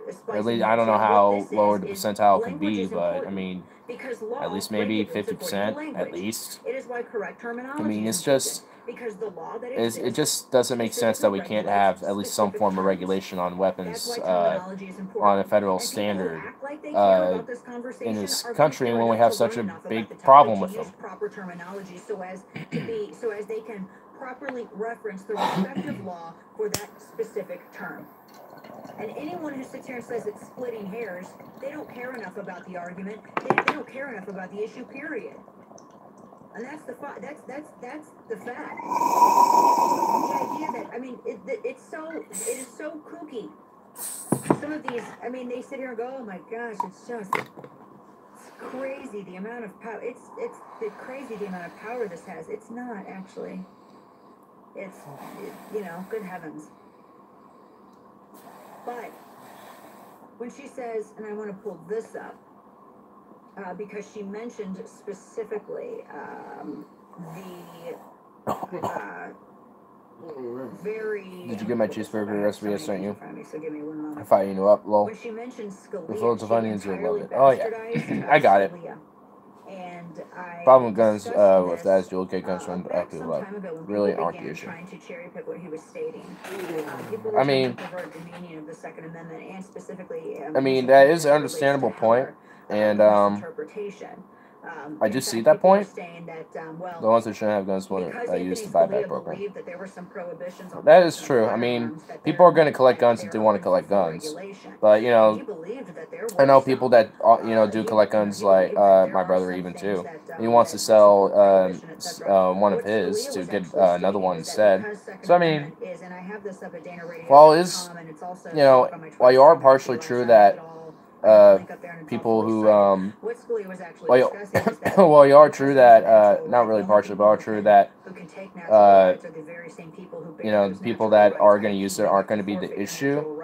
They, it's not that they specifically are going to be the issue, it's that the problem is mental illness, but it goes deeper. Oh, yeah. It's not just mental illness. I mean, it's the easy accessibility to it. And that's the main issue that they're indirectly aiding it in, is making sure that the accessibility to these firearms to people that do have mental illnesses or very severe criminal backgrounds, or just any criminal background, really, and are prone to violence or anything, you know, or just unstable in some sort of way, then the accessibility for them to get those guns is going to be far less likely to happen. And the chances, and that's the main issue that I would be trying to fight, is to try to lower the accessibility for people that who shouldn't have firearms don't get them. We'll snap wife beaters, fights. Yeah, I mean, if there is a history of domestic abuse, maybe those people shouldn't have guns. And if they already have one, then I wouldn't qualify them to get another one at all. Like, one's enough. This was more than this. It definitely is. Like I said, it's not going to resolve every single issue, for sure. But it'll definitely reduce the number of cases that this happens. So, I mean, you know, it's a multifactored issue, and it's not like, oh, it's going to solve everything type of, you know, case. Like, it definitely isn't. And I don't think anyone is saying that it is going to literally solve everything. I don't think anyone's saying that. So that's just kind of a hyperbolic, you know, argument that's just made. That's kind of ridiculous. Because I don't think it's definitely, like, I don't think even, like, outright bans are going to be, like, a save-all. I hate the NRA, but, you're with this or not. Damn. Damn, son. Wow. Well, I'll see if I can get one last hit out of this bowl, and then I'll wrap it up, because I'm tired as fuck, but I don't like black or white. Well, guess what? We'll have skulls this time to wrap ourselves up with. You thought I was going to do some black or white, but nah. Just got some skulls. Some colorful skulls. You just want to improve your hunts. Go to LoveMaxFast.com. Check them out for yourself. The ETS loader belongs in every range bag. It's in mine. LoveMaxFast.com. Promo code Dana for free shipping. Have you ever taken your car in for an oil change? Your mechanic finds something and surprise! You're hit with a huge repair bill. What happens when you're not covered by the manufacturer's warranty? You're paying out of your own pocket to fix it. This is why I recommend extended vehicle protection from CarShield. Why me? Because I can. But hey, at least it ain't no black and white. But anyway, Replacing your engine or even a simple sensor can cost a nice warm shower sounds pretty nice. So I think I'm gonna go do that. So I'll bid you adieu. I shall of course be on. Tomorrow at some point I will be at a Blazers game, so probably won't be usual scheduling, but who knows? I don't know. But anyway, peace out. Come on. And I'll bid you adieu.